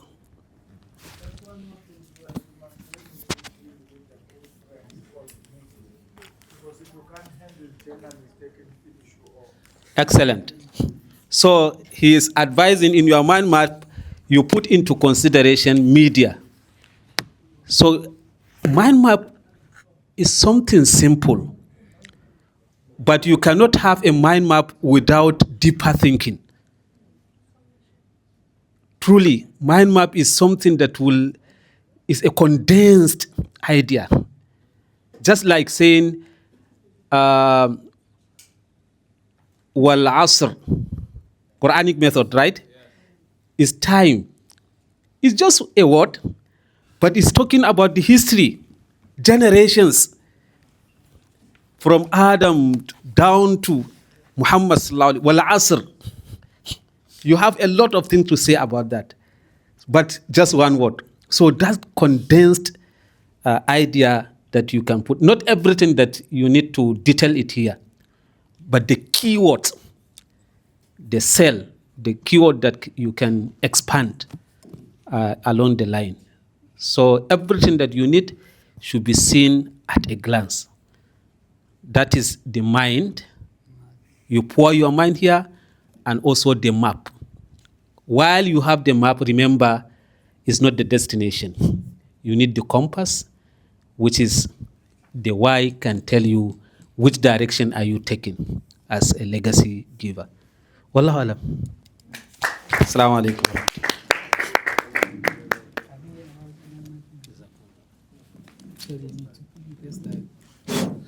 So this is really important. So we started about looking at a goal and looking at SMART. Then we went into a bit of mind mapping. But mind mapping is very important. And mind mapping is also a very useful technique that you can use with your mentee. So what's the goal? Or what's the idea that they have? You sit with them and let them draw their mind map and explain it to you. Some people are better in terms of describing what they want to say visually for it to be understood. And this is a good way for it to be done. Okay? It will get branches, it will go all, yeah. Sorry, quickly, this one is just one aspect, but your creativity will now allow. Some use three. What is the root? What is the trunk? And what are the branches? Then what leaves represent in your mind map? What are the fruits? Some use fish bone. The head represent the goal, while you get what I mean? Yeah. So it depends on what structure are you using. Some use circular like this, while others use tree. I love tree actually because it shows growth. What is the seed that the seed of that can make of that tree? Then how you can generate it to grow. Wallahu alam. I think that's the additional information. Not only, it's not something static. As you think deeply, you will find a better way based on your style to produce a mind map. The goal is clarity and having the right map to take you to your destination, which is your goal. Yeah. Okay, the next one we mentioned after goal. So we were at SMART. So just a reminder again. S is specific. Okay, M is measurable. It must be measurable. In other words, If you said, I just want to be Prime Minister, okay, how do you know how you're going to get there? What are the different steps? How can you evaluate with steps? So it has to be measurable. If after 1 year I come back and ask you, what do you want? And you said, I want to be Prime Minister. It could be that you want to be Prime Minister, but if I ask the question, how closer are you to becoming one? Then you can say, well, inshallah. Okay? All right? Okay? I mean, I don't know how inshallah is used in Malaysia, but a lot of times inshallah is used because, I'm not sure about things. So, are you able to come and visit me tomorrow? Inshallah. That means that don't expect me to show up. Okay? Shouldn't be like that, yeah. And then the reality, what's happening now, explore the current situation. Is it really possible for me? Is that something which is realistic, becoming the Prime Minister or the sacrificial lamb? So it's important to think about, is it reality? Options, what could you do for that goal? So there are to achieve any particular goal, there are different ways of doing it. One way is that you can say, well, look, to become the next Prime Minister of Bangladesh, there is one route through the democratic process. Another person might say, to become the Prime Minister of Bangladesh, there's a route through the military.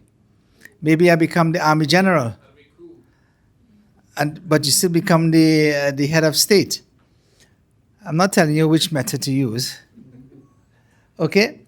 And the way forward, what will you do? Okay, the way forward. In other words, the idea of developing the way forward is so that you are the one who is coming up with the ideas, and you are the one who is taking ownership and responsibility. And therefore, accountability is with you. So there's responsibility and there's accountability, and both of them. So it's not that I don't like my mentor. Why? Because I didn't achieve my goal. Okay? Your mentor can't be used as blame for you not achieving your goal. Okay? In most instances, of course. All right. Does anybody have any question about that? So let's see how we can use the GROW model now into action. Cameras out. Lights out, sorry.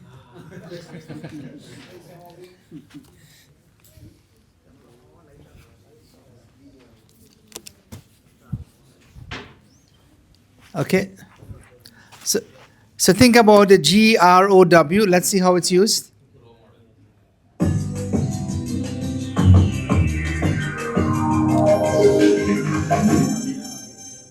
In a leadership role, one of the most important responsibilities is to help your team members grow and develop. When you coach people to reach their potential, you're helping them gain the strengths and skills they need to excel in their roles. If you've never coached anyone before or received any formal training, you may wonder where to begin. The good news is that there are plenty of tools and resources out there to help you improve your skills. One of them is the GROW model. GROW is an acronym for Goal, Current Reality, Options, and Will. You can use this tool to structure your coaching sessions. Here's a simple example of the GROW model in action. Imagine you're coaching a team member. You decide to use the GROW model to focus the conversation. So you start with a goal. Here, you help her identify an objective she wants to work toward. And you ask her to write down the outcome she wants to see. In this example, your team member's goal is to achieve a promotion within the next year. Next, you ask her to think about her current reality. This is an important step because none of us can achieve a goal unless we know where we're starting from. Your team member tells you that she's doing really well and meeting all of her performance targets, so she would like a new challenge. She knows that if she were given a chance, she could help the team accomplish even more than it is doing right now. Once your team member has identified her current reality, you'll move to the next step in the model and help her define her options. At this point, You want to look at all the ways she could achieve her goal. You also consider the benefits and drawbacks of each approach. In our example, your team member identified several possibilities. One is she understands that a more senior colleague might be moving elsewhere in the organization. If she can start demonstrating the required skills right now, she might be considered for a promotion if it becomes available. The last step in the GROW model is to establish the will. This is what your team member is going to do next to achieve her goal. Here, you also explore the obstacles she might encounter and come up with a plan to overcome them. So for this step, your team member lists what she's going to do. So the thing about it is that what you, in the last part of it where we talked about the idea of the will or the way out, it's important to be able to realize what you're doing is that mentoring is about all of these different things. It's a contractual relationship, and it's about trying to explore things with them, their actions and accountability. There must be trust, and you must be able to evaluate and learn.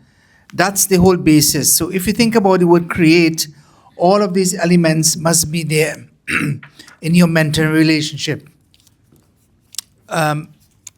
Okay, so now we know what GROW is. So let's remind me again. What's the G? Hi Chris, how are you? What's the G?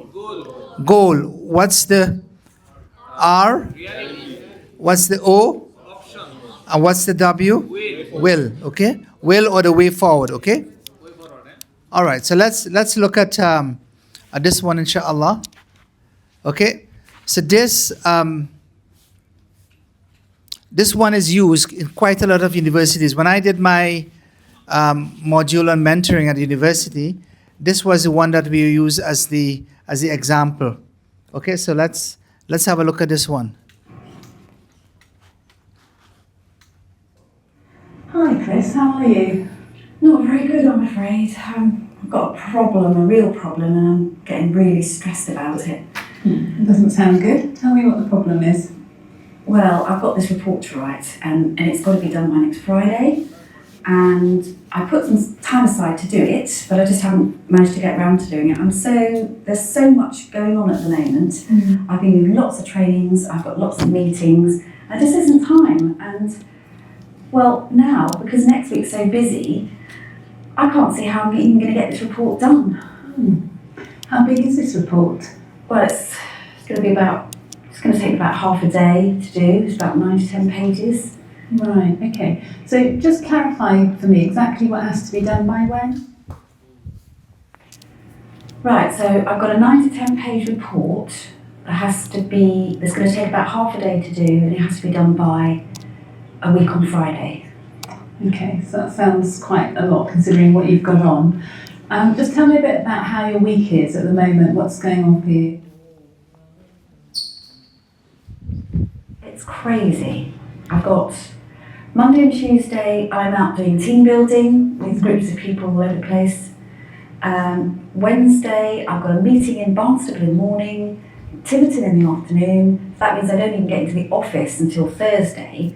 And then of course when I get in there, I'll have all my emails and my phone calls and things to do. Plus my line manager wants to see me. So I can't even see myself getting this started until Thursday afternoon at the very earliest. And that's too late. I'm going to be so stressed. That does sound pretty tight for time, I have to say. It is. Okay, so why don't we just think about all the possible options of ways that you could potentially achieve it. Now, it could be crazy options, okay? It doesn't mean you have to go and follow through with all of them. We just want to get all of the different possibilities out on the table. So start off by telling me what are the things that you could do to get this done.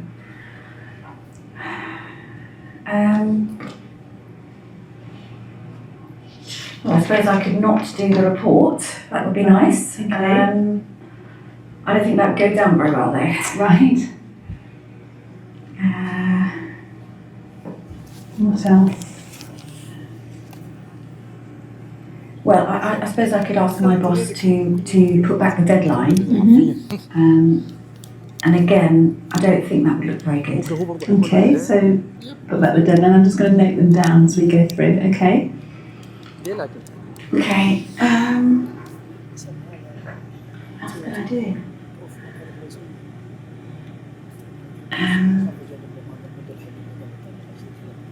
Okay, I've got the meetings on Wednesday. I could either cancel one or I could see if I could get somebody to cover for me. In fact, my colleague might be able to cover for me on the one in the afternoon in Tiverton. Yeah, Okay. that might be possible. So you could cancel a meeting or get your colleague to cover? Yeah. Okay, so what else could you do?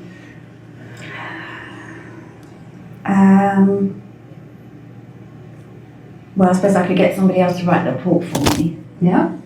But by the time I explained it to the person and showed them what to do, I probably could have done it myself in the first place. So I'm not sure that would really be much use to me. No, okay, but an option, so you could get someone else to write it? Yeah. Okay. One more? One more.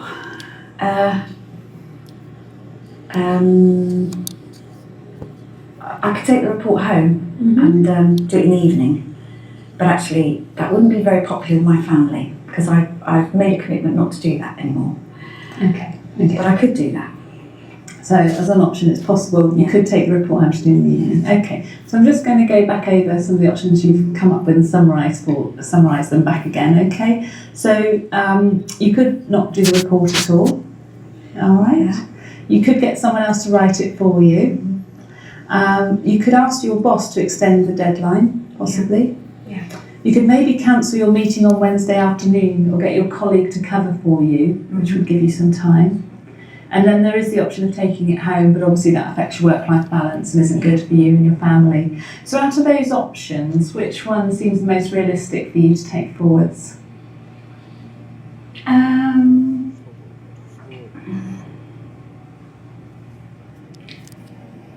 I quite like the idea of cancelling or getting my colleague to stand in for me on my meeting on Wednesday afternoon. Because if I did that, that would mean I'd start the report a day earlier. And then if I didn't get it finished, then I'd have the next day to finish it, so there'd be a lot less stress there. Actually, I like that one best, I think. Okay, so that sounds all possible. So just as a contingency though, what would happen if your colleague wasn't able to cover? What could you do? I don't know, I suppose I'd have to do it on the Thursday then, and I'll just have to make sure that there weren't any distractions and that, I could just get on with it.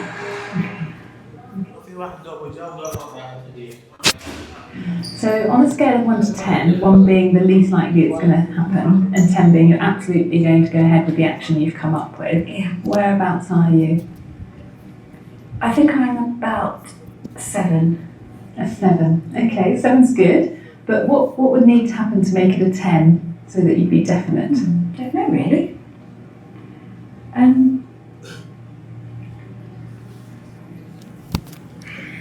I suppose if we agreed that I could tell you when I've done it, then that would definitely make me do it because I would know then I have to do it. Okay, so having someone accountable. Yeah. And you'd like me to do that. Okay. Right. No, okay, that's fine. So you can give me a call and let me know exactly when you need to have taken that action. Yeah. So how do you feel about getting the report done now? Really good, actually. I hadn't thought of those possibilities, and it all seemed too much, and now it seems a lot simpler. It's clarified it for me. It feels as if I can do it. So thank you very much. Brilliant, that's my pleasure. Okay, so we better start to think about getting another date in the diary. Okay. And you letting me know when you'll be able to get in touch with me to let me know you've done that. Yeah, yeah, I should be able to do that actually after this. And Okay. What did you?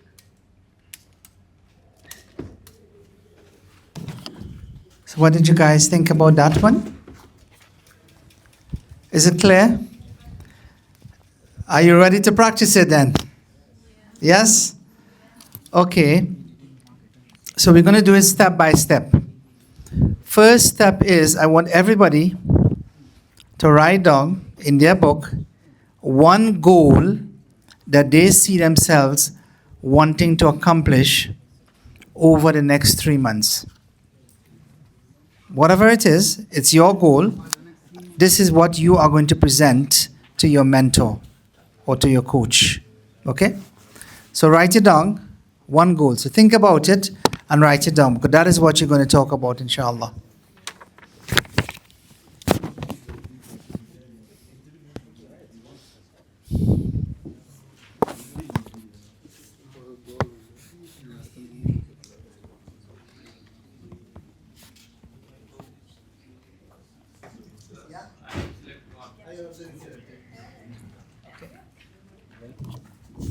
Okay, so you've all selected your goals, which is fantastic. All right, so here is what you're going to do now. Okay? So you're going to each go through the GROW model with somebody who will act the role of a coach. Okay? That's the first thing. So you have a coach in a group, you have the mentor in a group, you have the mentee in a group, and you have an observer in the group. Okay? So 3 people again: a mentor, mentee, and observer. The mentor, okay, right? And everybody is in that, and you must be a group of 3. You're going to rotate. You're going to rotate, and then you're going to adopt a different role. Okay? Yeah?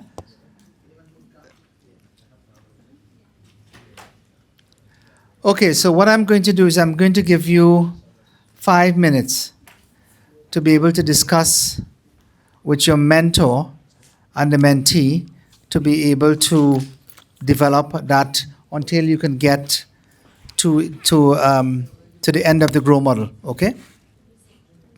And then the role of the observer is to observe the mentoring session to see what is happening, how it's flowing, okay, and to make any observations and then to provide feedback. All right?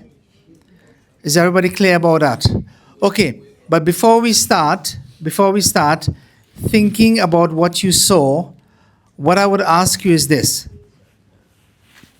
What are some of the things that the mentor did in that particular video which you can use? What some of the techniques that you can use? Huh? Asking relevant questions, yes. What else?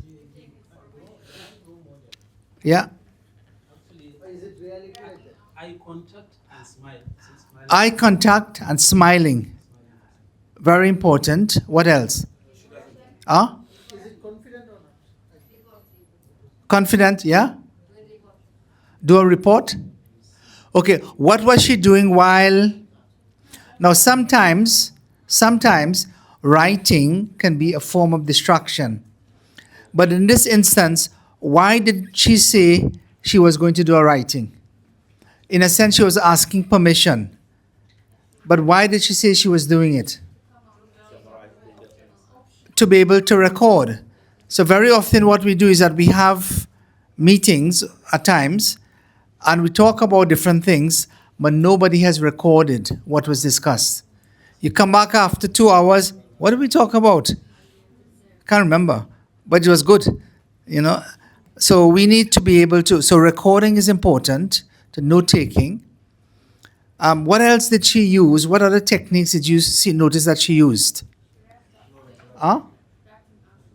Wrapping up, being able to summarize. So she wrapped up, she used that technique. What else? Huh? She summarized, yes. What else? Huh? Absolutely. Notice that we talked about the role of silence and the role of listening. Would you say that she was an active listener? Yeah, she was, wasn't she? She was a very good listener. Okay? And she allowed. Now, during the course of the video, there was something that was going on when people were not talking. What was that? There was silence and there was thinking. And you could, if you were there, weren't you like thinking, yeah, I can give you another option. Why come up with another option? You want to begin to want to intervene. But what the silence allows, it allows time for thinking, critical thinking. So you want to be able to give a response, but you put them there, let them think. And sometimes thinking takes time. So as much as there might be silence, silence is important to be able to give them that space, that thinking space. Okay? Because things are going to come up. You might have the most amazing goal in the world, but it may well be that what happens is that it's just not realistic. You're the only person who, we have a program in the UK. I don't know if you have a version of it in Malaysia. It's called the Dragon's Den. Or Dragon's Den. Huh? Lion's Den. Okay, Nigeria have the lions. We have dragons. Okay? Huh?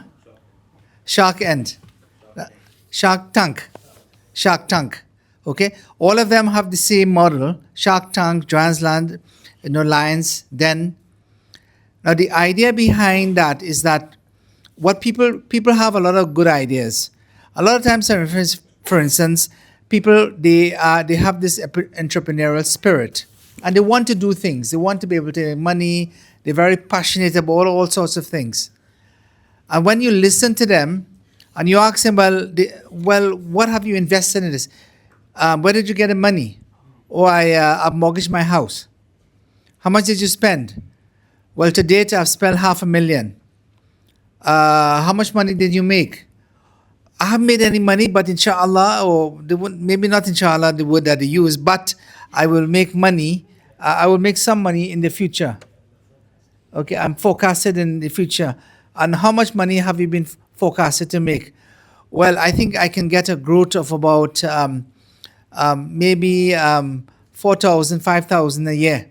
Okay, so you just invested $500,000. And you expect that in 3 years' time you're going to make 5,000 a year. The reality of what is happening in terms of people, there are a lot of people who have ideas, really good ideas. They're almost like mad scientists, with so much creativity, but they have no insight about money, no insight about business. So it takes people who are in that sitting, and then you're looking on in the audience and thinking, hold on, I may not be one of the specialists there, but I can understand why this project will fail. So it's really interesting what happens, and people don't realize. So, and a lot of that might come out when you start in your own groups, looking at your goals. These things are serious. The goals that you're talking about now are things which are really serious. And you want to bounce those ideas against some others to see whether or not they are really realistic and you can achieve them. Perhaps hold yourself accountable to them. Okay? So with that, let's start, inshallah. So as I said, 5 minutes you're going to spend in terms of discussing. Okay? And then we're going to add to that another 3 minutes for the feedback from the person who's acting an observer. So that makes it about 8, and then you're going to rotate amongst the 3 of you. Yeah? Okay, so everybody has the groups? Okay, if you're 4, then you can make it 4 as well, and you can have 2 observers, and then you could do it that way also. All right? Okay, so let's start, inshallah, and then we're going to come around and have a look, inshallah. Okay, assalamu alaikum wa rahmatullah. Is that on? Is that on? Assalamu alaikum wa rahmatullah. Okay, so we're going to continue now, inshallah. What I wanted to start with is the whole mentoring process.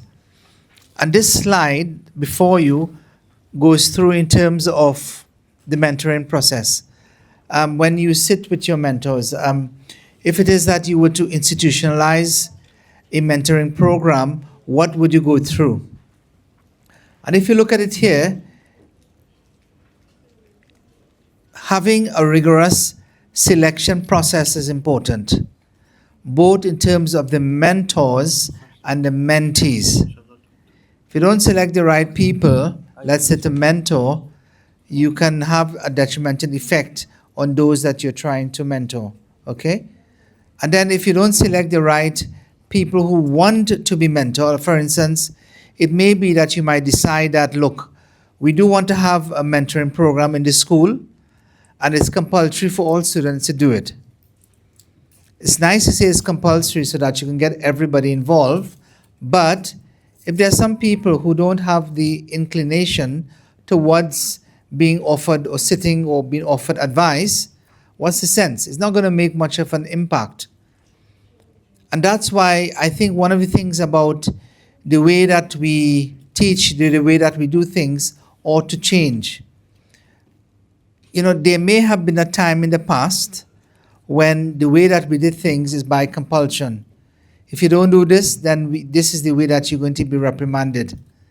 Afghanistan, you're probably familiar with that type of technique, and other places as well. But we live in a different world.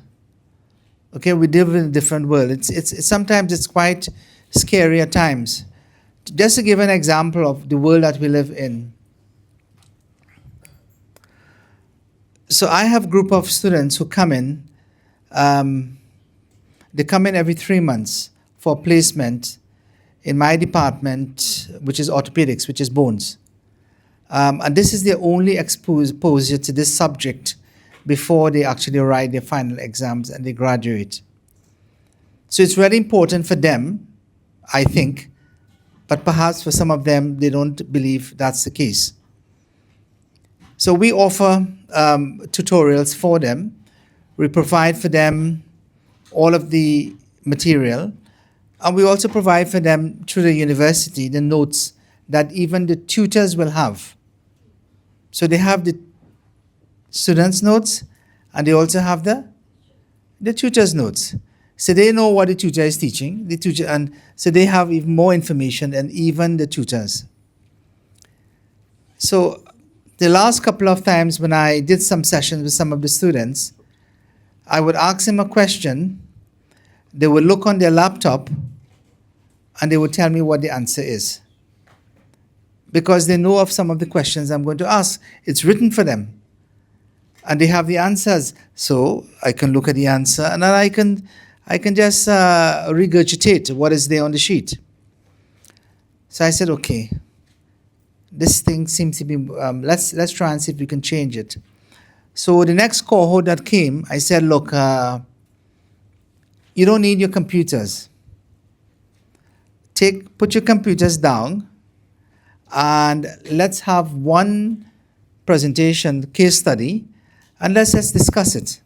Let's see where you are. I'm not interested in how much you know, how much you don't know.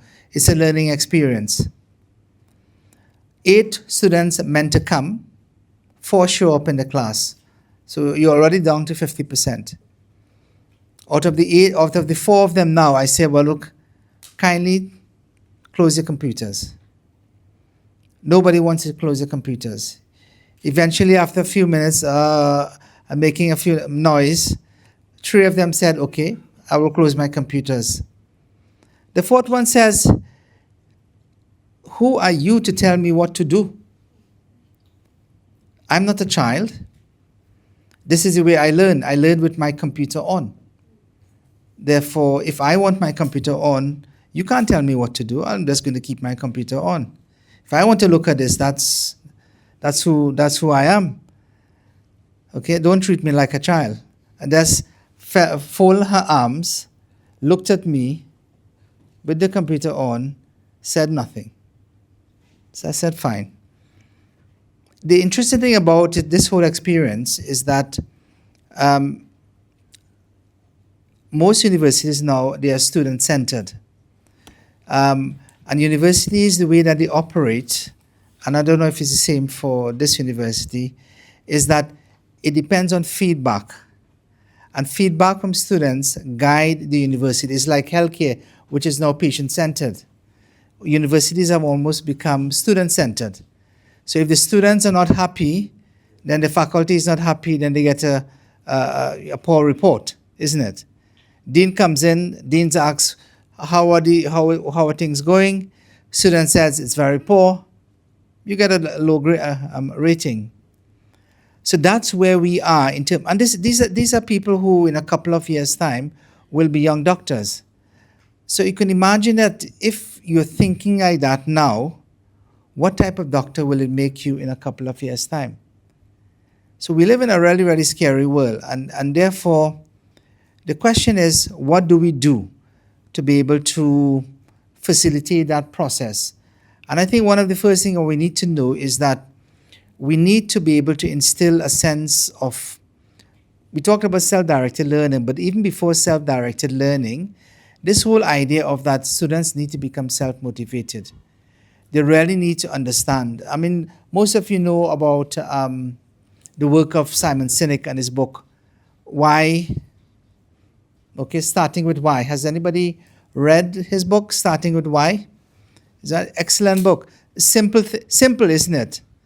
Why, how, what? Simple model. But it tells us so much in terms of, because if the student doesn't really understand their why of what it is that they're doing, no matter what you do, it's not going to resonate with them. So that's really important. So I think the point being is that we live in a climate whereby now we need to understand that even as parents, even as tutors or as teachers or as responsible adults, we're dealing with a class and a new generation of young people who feel as though that they are independent. In other words, they need to be given you need to give good reasons to them if it is that you want to draw them towards you. No longer can you make that assumption. Telling young children now, and even young adults now, that the Quran says so, and the Hadith says so, does not make much difference to them. Yeah. Okay, they will shake their head, they will look at you, they will remain quiet, but for how long? And then they'll close the book, and then they'll off and they'll do exactly the same. Because it's not having an impact. They haven't really understood the why. You've used a traditional technique that just does not resonate with them. You're not answering the why. You're teaching the what and the how to a certain extent. And that's the problem with teaching subjects, even like fiqh and other subjects. The problem is that you're just teaching them what to do. Okay, what's this thing? Okay, can I drink this or not? Okay, I'll tell you all the different rules, whether or not what makes it halal, what makes it haram, and then no, you can't drink it. Why can't I drink it? Can I not at least taste it? Let me taste it and see what it is. It tastes good. Okay? All of that, what you've had there, it just doesn't register on their radar. So it's a new generation. It's unfortunate. Now the thing about it is that now you have a globalized culture and way of thinking. You might think like somebody who living in the remote part of Kanu or something like that, thinks in a totally different way. They might know more about somebody on YouTube or Facebook or something like that than you, more familiar than you. And that's the generation that we are looking at. So the point about this is that, let's go back to that slide. The mentoring process is that one of the most important thing about mentoring is that it has to be voluntary. You can't force people to want to be mentored. But if it is that you really want them to be part of that program, you need to really convince them. They need to understand. One of the biggest things now I have found, I'll give you an example. So I moved in a community maybe about 15 years ago. And when I moved into that community, a new community, what happened is that there was a mosque close by, and then there was a program on Saturdays where young youth, like between 11 and 17, they would come to the mosque and for what we call a usra session. And then eventually they said, oh, you're here now in the community, why don't you come and help? So I said, okay, I'll come and help. I would come, I would sit, and then some days there might be 15, or another week will be 5, another week maybe 3, and then the numbers kept on fluctuating. Nobody seemed to be really committed. You think that you're preparing well, you're looking forward to the session, you are punctual, but everybody else doesn't feel the same. So I decided to change tact. I said, what we're going to do, I'm going to offer something known as a GCE Islamic Studies. GCE, which is a British degree in Islamic Studies at secondary school level. Okay? I'm going to offer that subject. First year, signed up. We had 21 students signed up for it. Because now the parents are attracted. Because now they can use it as a subject that they can put into their CV, and it will add value towards the progressing onto their A levels or to the next stage of their career. The first year we did it, 16 A stars. Okay, 4 A's and 1 person got a C. The whole community suddenly, what? The mosque had produced people with 16 A stars, because even normally in their school, they can't get so many A stars, even outdoing what the normal secondary school is on offer. And the area that we live in, that where I live in now, is one of the most expensive areas in the whole of the UK. And the reason why it's expensive to live there, where I live, is because of the school. The school is free, but it's some of the best schools you could find in the country. So people come there for the schooling of the children. So you say, like, if I'm going to spend, let's say, £75,000 more to buy a house in that area, and let's say I have 3 children who need to go to school. If I were to send those 3 children to school, for each child, it might cost me, let's say, average of £40,000 each. £40,000 by 3 is £120,000. How much have I spent more for the house? Maybe 50,000, okay, 75,000. But at the end of the day, 120,000, which I was spent for for private education, I've saved by sending them to a public school, which is just as good. And therefore, that's why the price of the property of the houses are so very high. But the point being is that these children who go to that area, their parents are only interested in one thing. That's the only reason why they've moved in that area. I want my child to go to the best school. Because if they go to the best school, then they will go to the best universities.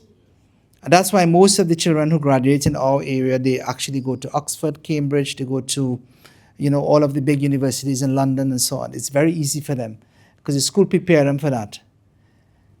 If you are trying to attract students like those to come into a mosque, you need to come with something good. Yeah, it's difficult. It's difficult from somebody who lives in a village. Now, these students, they are accustomed to a particular lifestyle at home. You're telling them to come to a mosque. There has to be a good reason.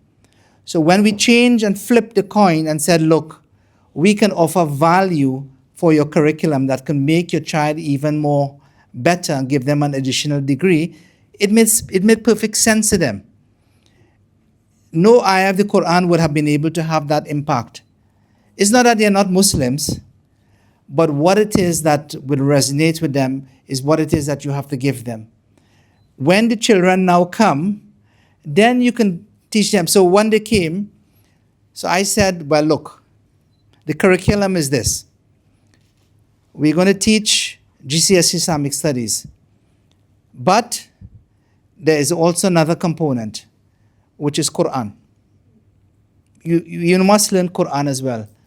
You cannot come to the GCSE class unless you do the Quran module. So there are 2 modules, and you must be there for both.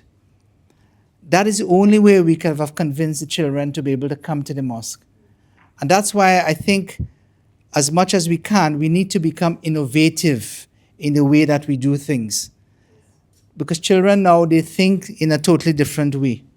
Okay, so matching mentor with with the mentee is important.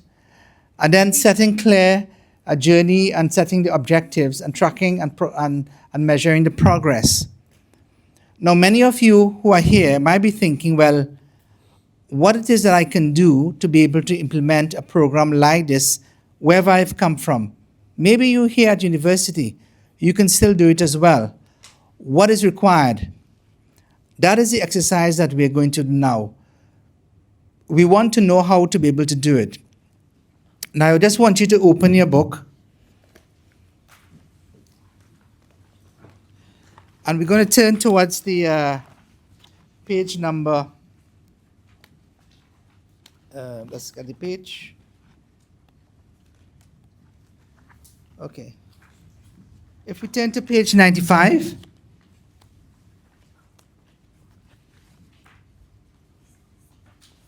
Okay. So everybody's on page 95?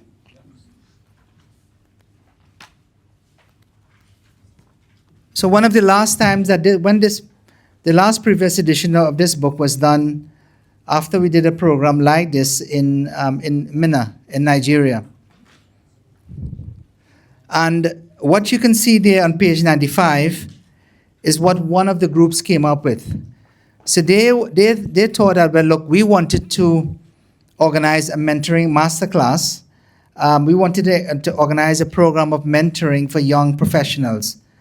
And these are the type of things that we're looking to do. And this is how we're going to structure and organize the program. What I want you to do is to be able to think about a project that is implementable, how it is that you can institutionalize mentoring. So a lot of what we've been talking about is how it is that we can mentor one-to-one between us. I want you to put on a different hat. The hat I want you to put on is the hat of somebody who is in charge of something. You are administrator. You want to establish a system. And you've never done it before. What will it take for you to be able to go back to Mauritius or go back to another community and say, look, you know what? I need to start doing something. What do you think about to be able to establish it? What sort of curriculum? And if you had to present this thing so that it can get some sort of approval from these key stakeholders, what will you present? How will you do it? How will you ensure that it works? How will you monitor it? What sort of standardization will you have? How will you receive feedback? If there are questions that people have or complaints which are being made, how are you going to deal with all those things? So these are things I want you to think about. So we're going to look. So it makes you think in a different way. There is an example in the book. There are some things in the book that you can look at. But in your groups, and we're going to have groups of 5, inshallah. Let's see, 3, 4, 5, 4. Or maybe we make 2 groups of brothers, and 2 groups of sisters. And then so we get 4 projects. Now, as I mentioned yesterday, when you go back to one of the very first pages of the book, is one which is called the Muslim Mentor's Oath, Niyyah and Dua. So I think I mentioned the last time we did this in May 2023, Sister Salatu Saleh, I think I gave this project to her group and this is what they came up with. But what we haven't done is that we haven't done one called the Muslim Mentee's Oath. So this is why I want one of the groups to think about doing one of that.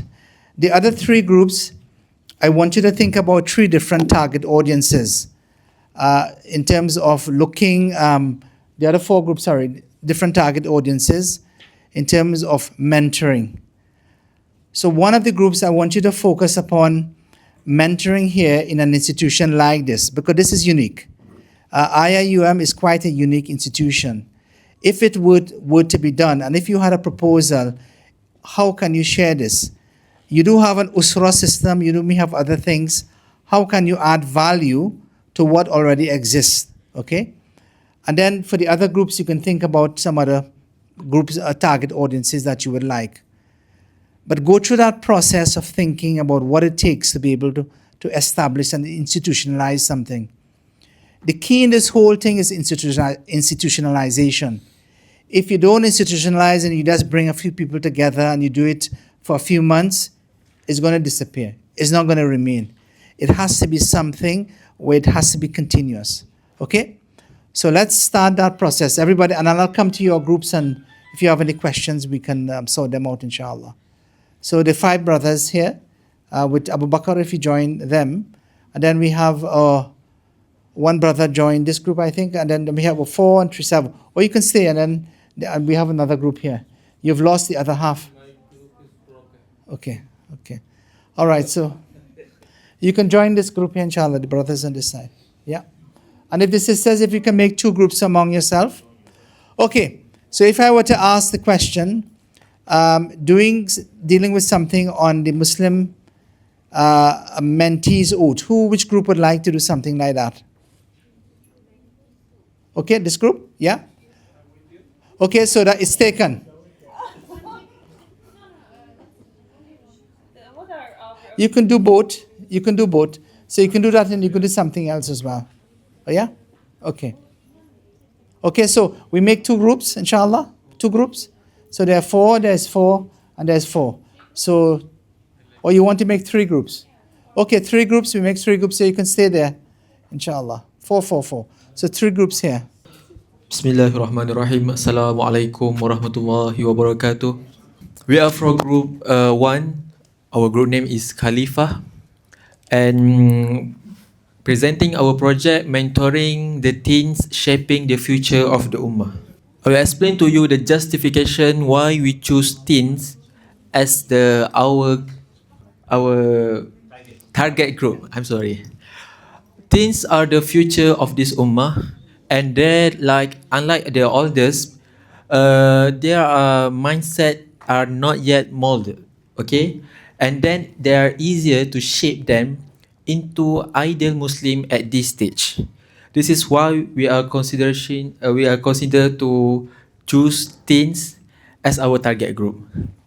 So the introduction of our program is most teens are looking for a sense of belonging, a place for them to fit and to find themselves.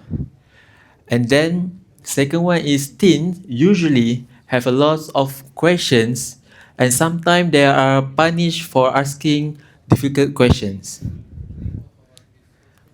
The third one, our mentorship program aims to create an environment where they can be curious and inquisitive, and also a family where they can feel at ease to talk whenever they feel lost.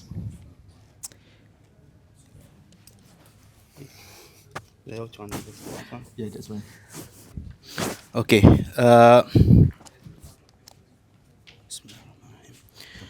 Our objective is to promote an inquisitive mindset for the teens, where they can question and learn without repercussion. Any question they have, any wild ideas they have, they can come and express themselves. The second objective is to create an environment where a teen feels free to express themselves, and they don't fall prey to drugs and other social issues like adultery, alcohol, and etc. Because this is something that has been happening almost everywhere from our group that we've discussed. They have the same issues. Maybe some have drugs, maybe some have alcohol, but it's almost the same. The third objective, to empower with effective communication skills. Teach them how to communicate so that they can survive in the community, in their work life and everything.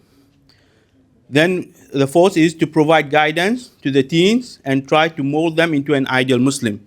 Since they are still young, they can be taught a lot of things. The strategy, how we would approach it, it is weekly sessions covering spirituality and social issues. We would like to a holistic approach to teach them about Islam, about the community, how to interact with the community, how to deal with issues, with disagreements and all this. every skills that they should have to be a better person, a better Muslim. Inshallah, we'll try to teach them. Other strategy has seminar and retreat for us to break from the autonomy. Like we can't just have every week we just sit in classroom or have our program in a specific place. It becomes boring. So we change the concept. We go for seminars and retreats outside. And the third strategy is to make learning fun. Get them to have fun while learning. So everybody likes to play. Since they are young, they would like to play football. They like find things. I don't have the word for it. Treasure hunt. Like get these kind of games into the learning system.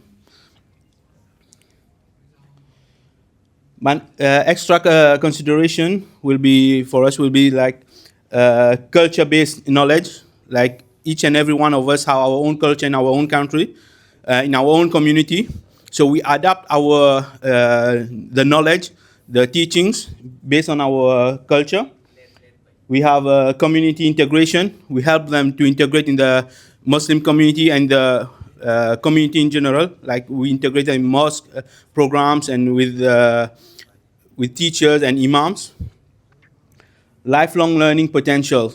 We get them to love the concept of learning itself. They don't stop learning until, like, you know, the hadith, طلب العلم فريضة على كل مسلم مسلمة, and the other hadith, like you should seek knowledge since you were born till your death. So with that concept, lifelong learning potential. The fourth one is networking for future jobs. Or like you create an environment, you bring people, they can network, they can understand what type of careers they can have. If they are good enough, maybe they will be spotted in this program. They can after that communicate with those person, or we facilitate it for them to be able to reach what they would love in life.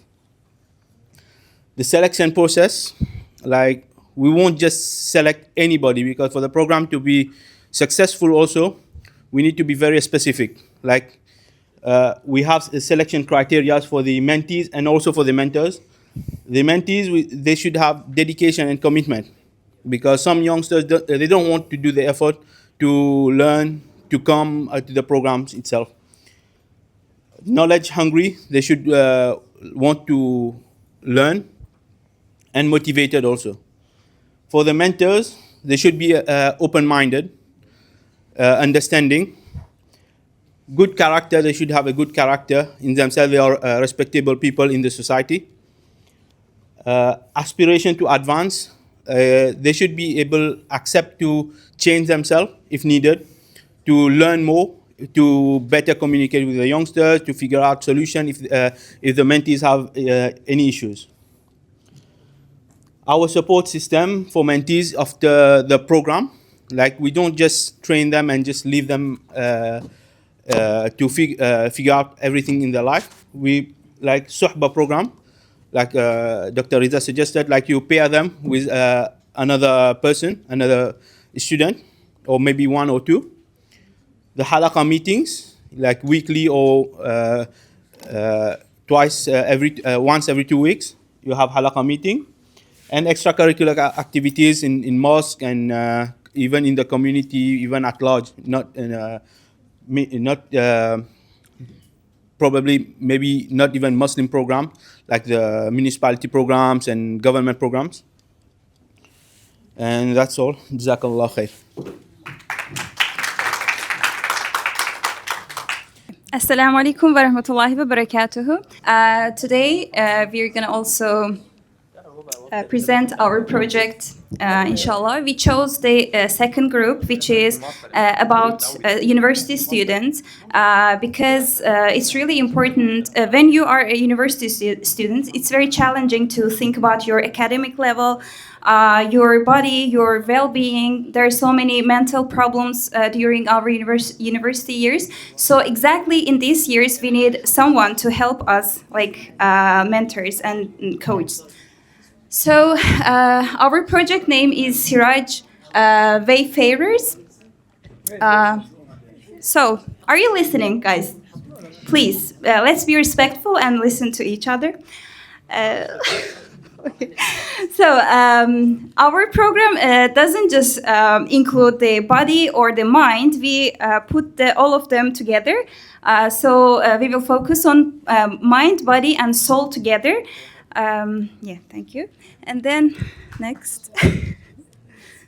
So our group members are Amina, Zainab, me, and Asma. Why did we choose this topic? Actually, why we chose to mentor the university students?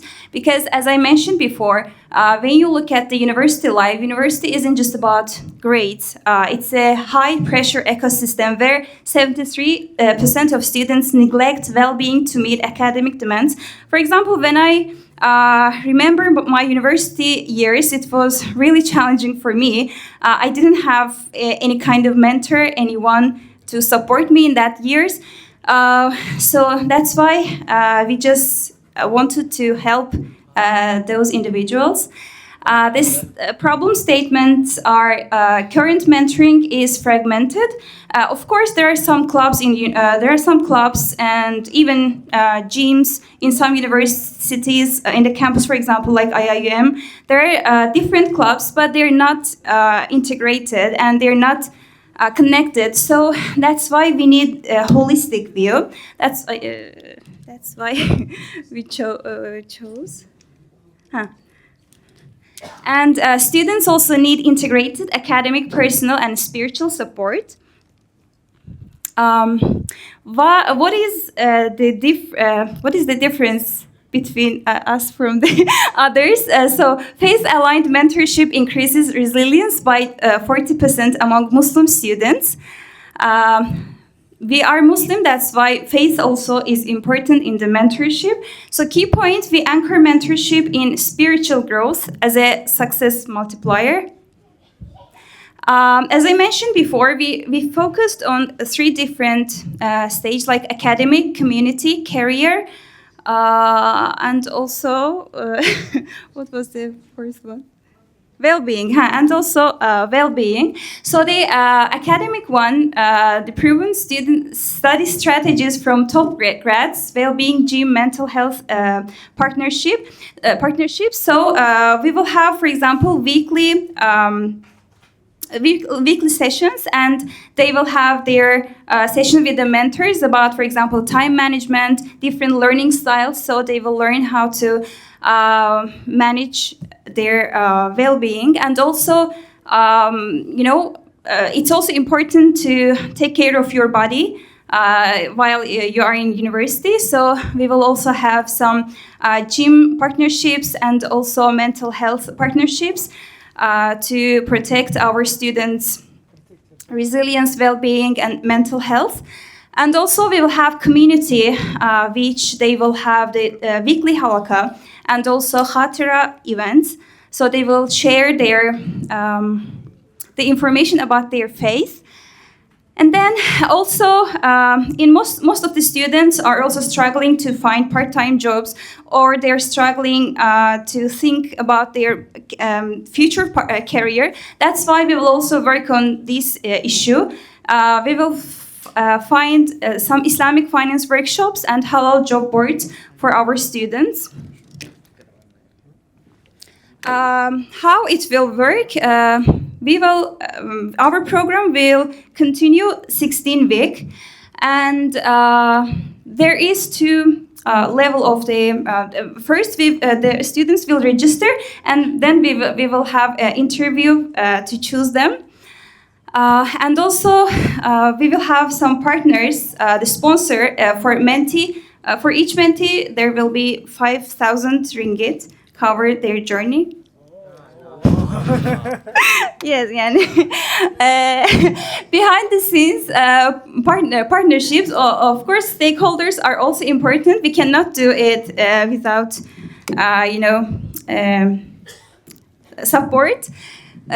So we will have partnerships with local businesses, prayer-friendly job hours for part-time jobs, our students, and we will have mental health professionals and also for free counseling slots, and they will benefit.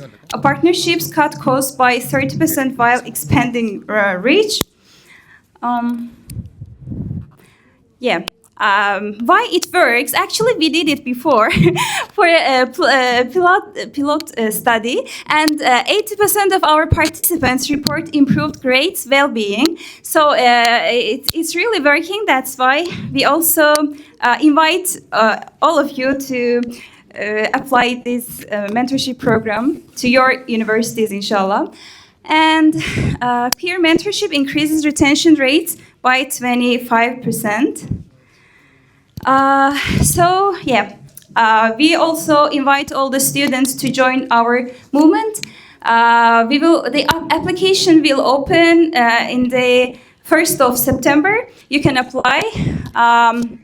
After 2 weeks, we will have also some interview sessions who will be chosen. So for part, okay then. Okay. Thank you so much. I'm not welcome to your questions, but you can give me feedbacks. Thank you. Assalamualaikum warahmatullahi wabarakatuh. I don't know which group, so right now we are going to present our topic today is mentoring for retirement. So for those who retired, this is our topic today.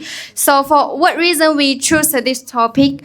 Because I noticed there's a lot of people who after retirement they have nothing to do. So it's our time to establish a university for those who retirement to teach them what they have to do. So let's go.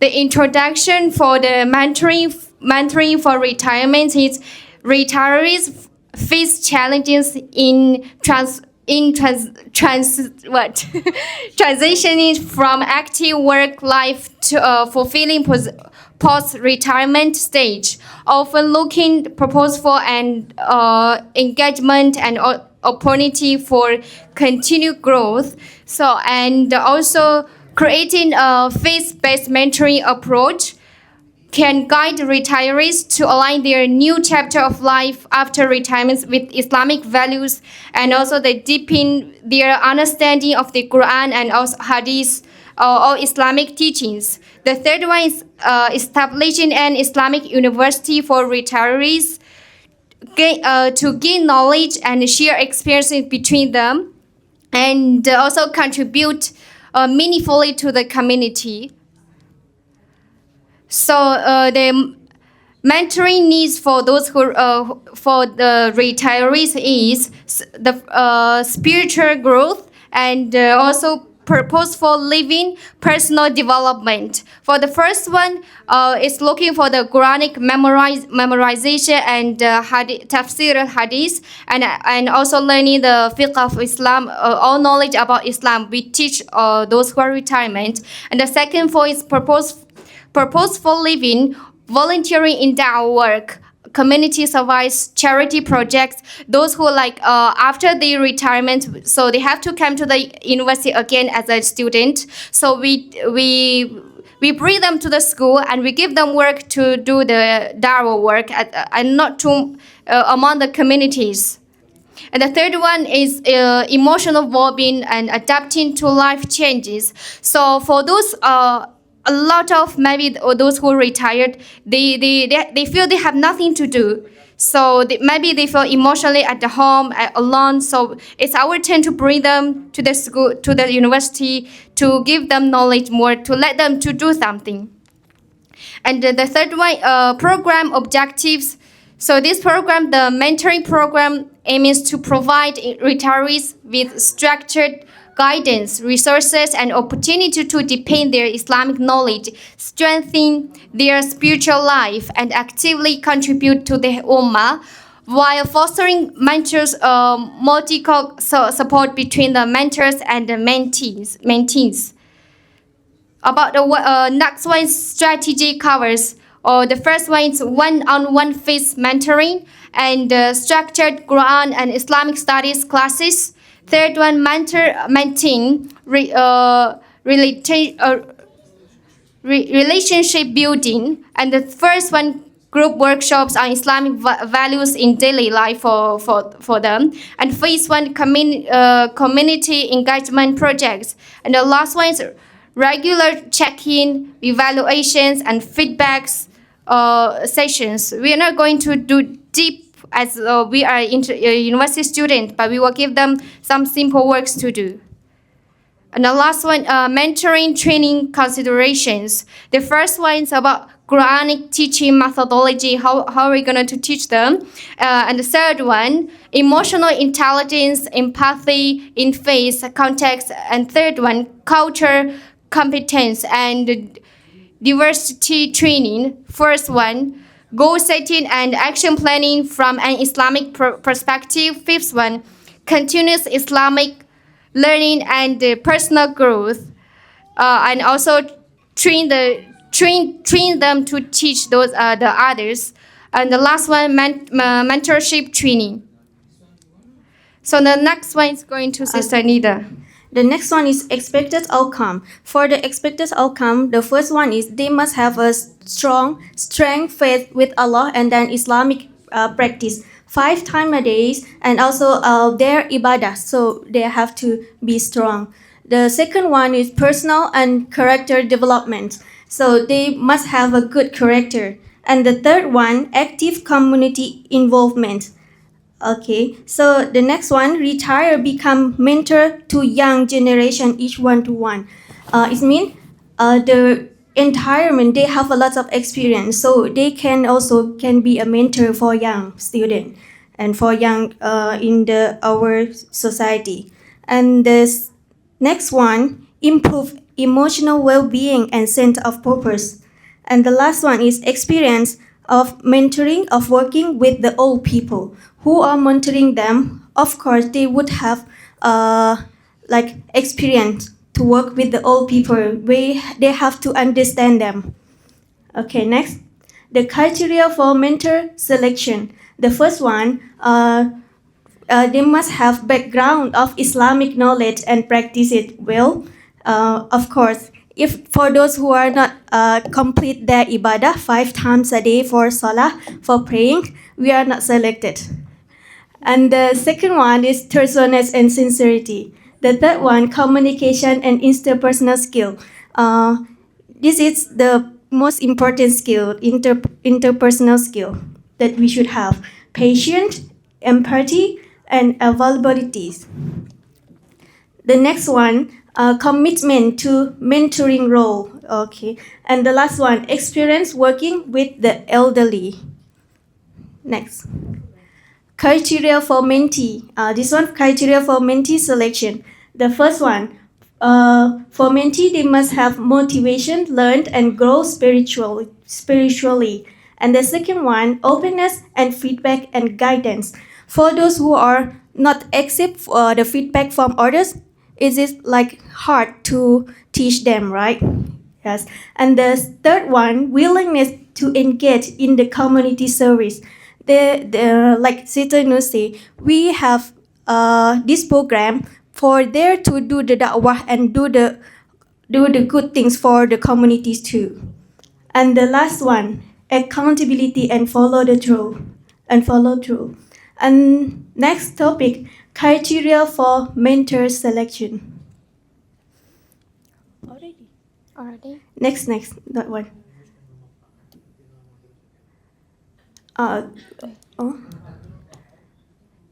This one. Okay, stakeholder and their role. The first one, Islamic University Management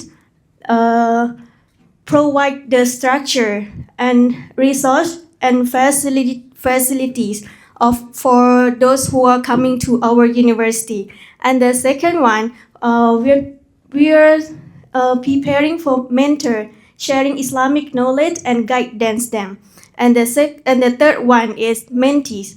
Mentees actually active practice active participate and apply learning. And the next one, community leader. Offer support for community leaders. They must support and opportunities for service. And the last one, sponsor and donors. They must fund program materials and scholarship. Okay. By the way, I think this is really it's a quite big good idea for all of us for the future. I just find there's some university in China, the university for those who retirement, but in the Islamic countries I didn't find it. So for those who are, you can establish any Islamic university for the retirements. It's really a good idea for the future. You could be a rector in this university, inshallah. Thank you so much. Thank you so much. Where is Zubair? Here. Hey, brother, come.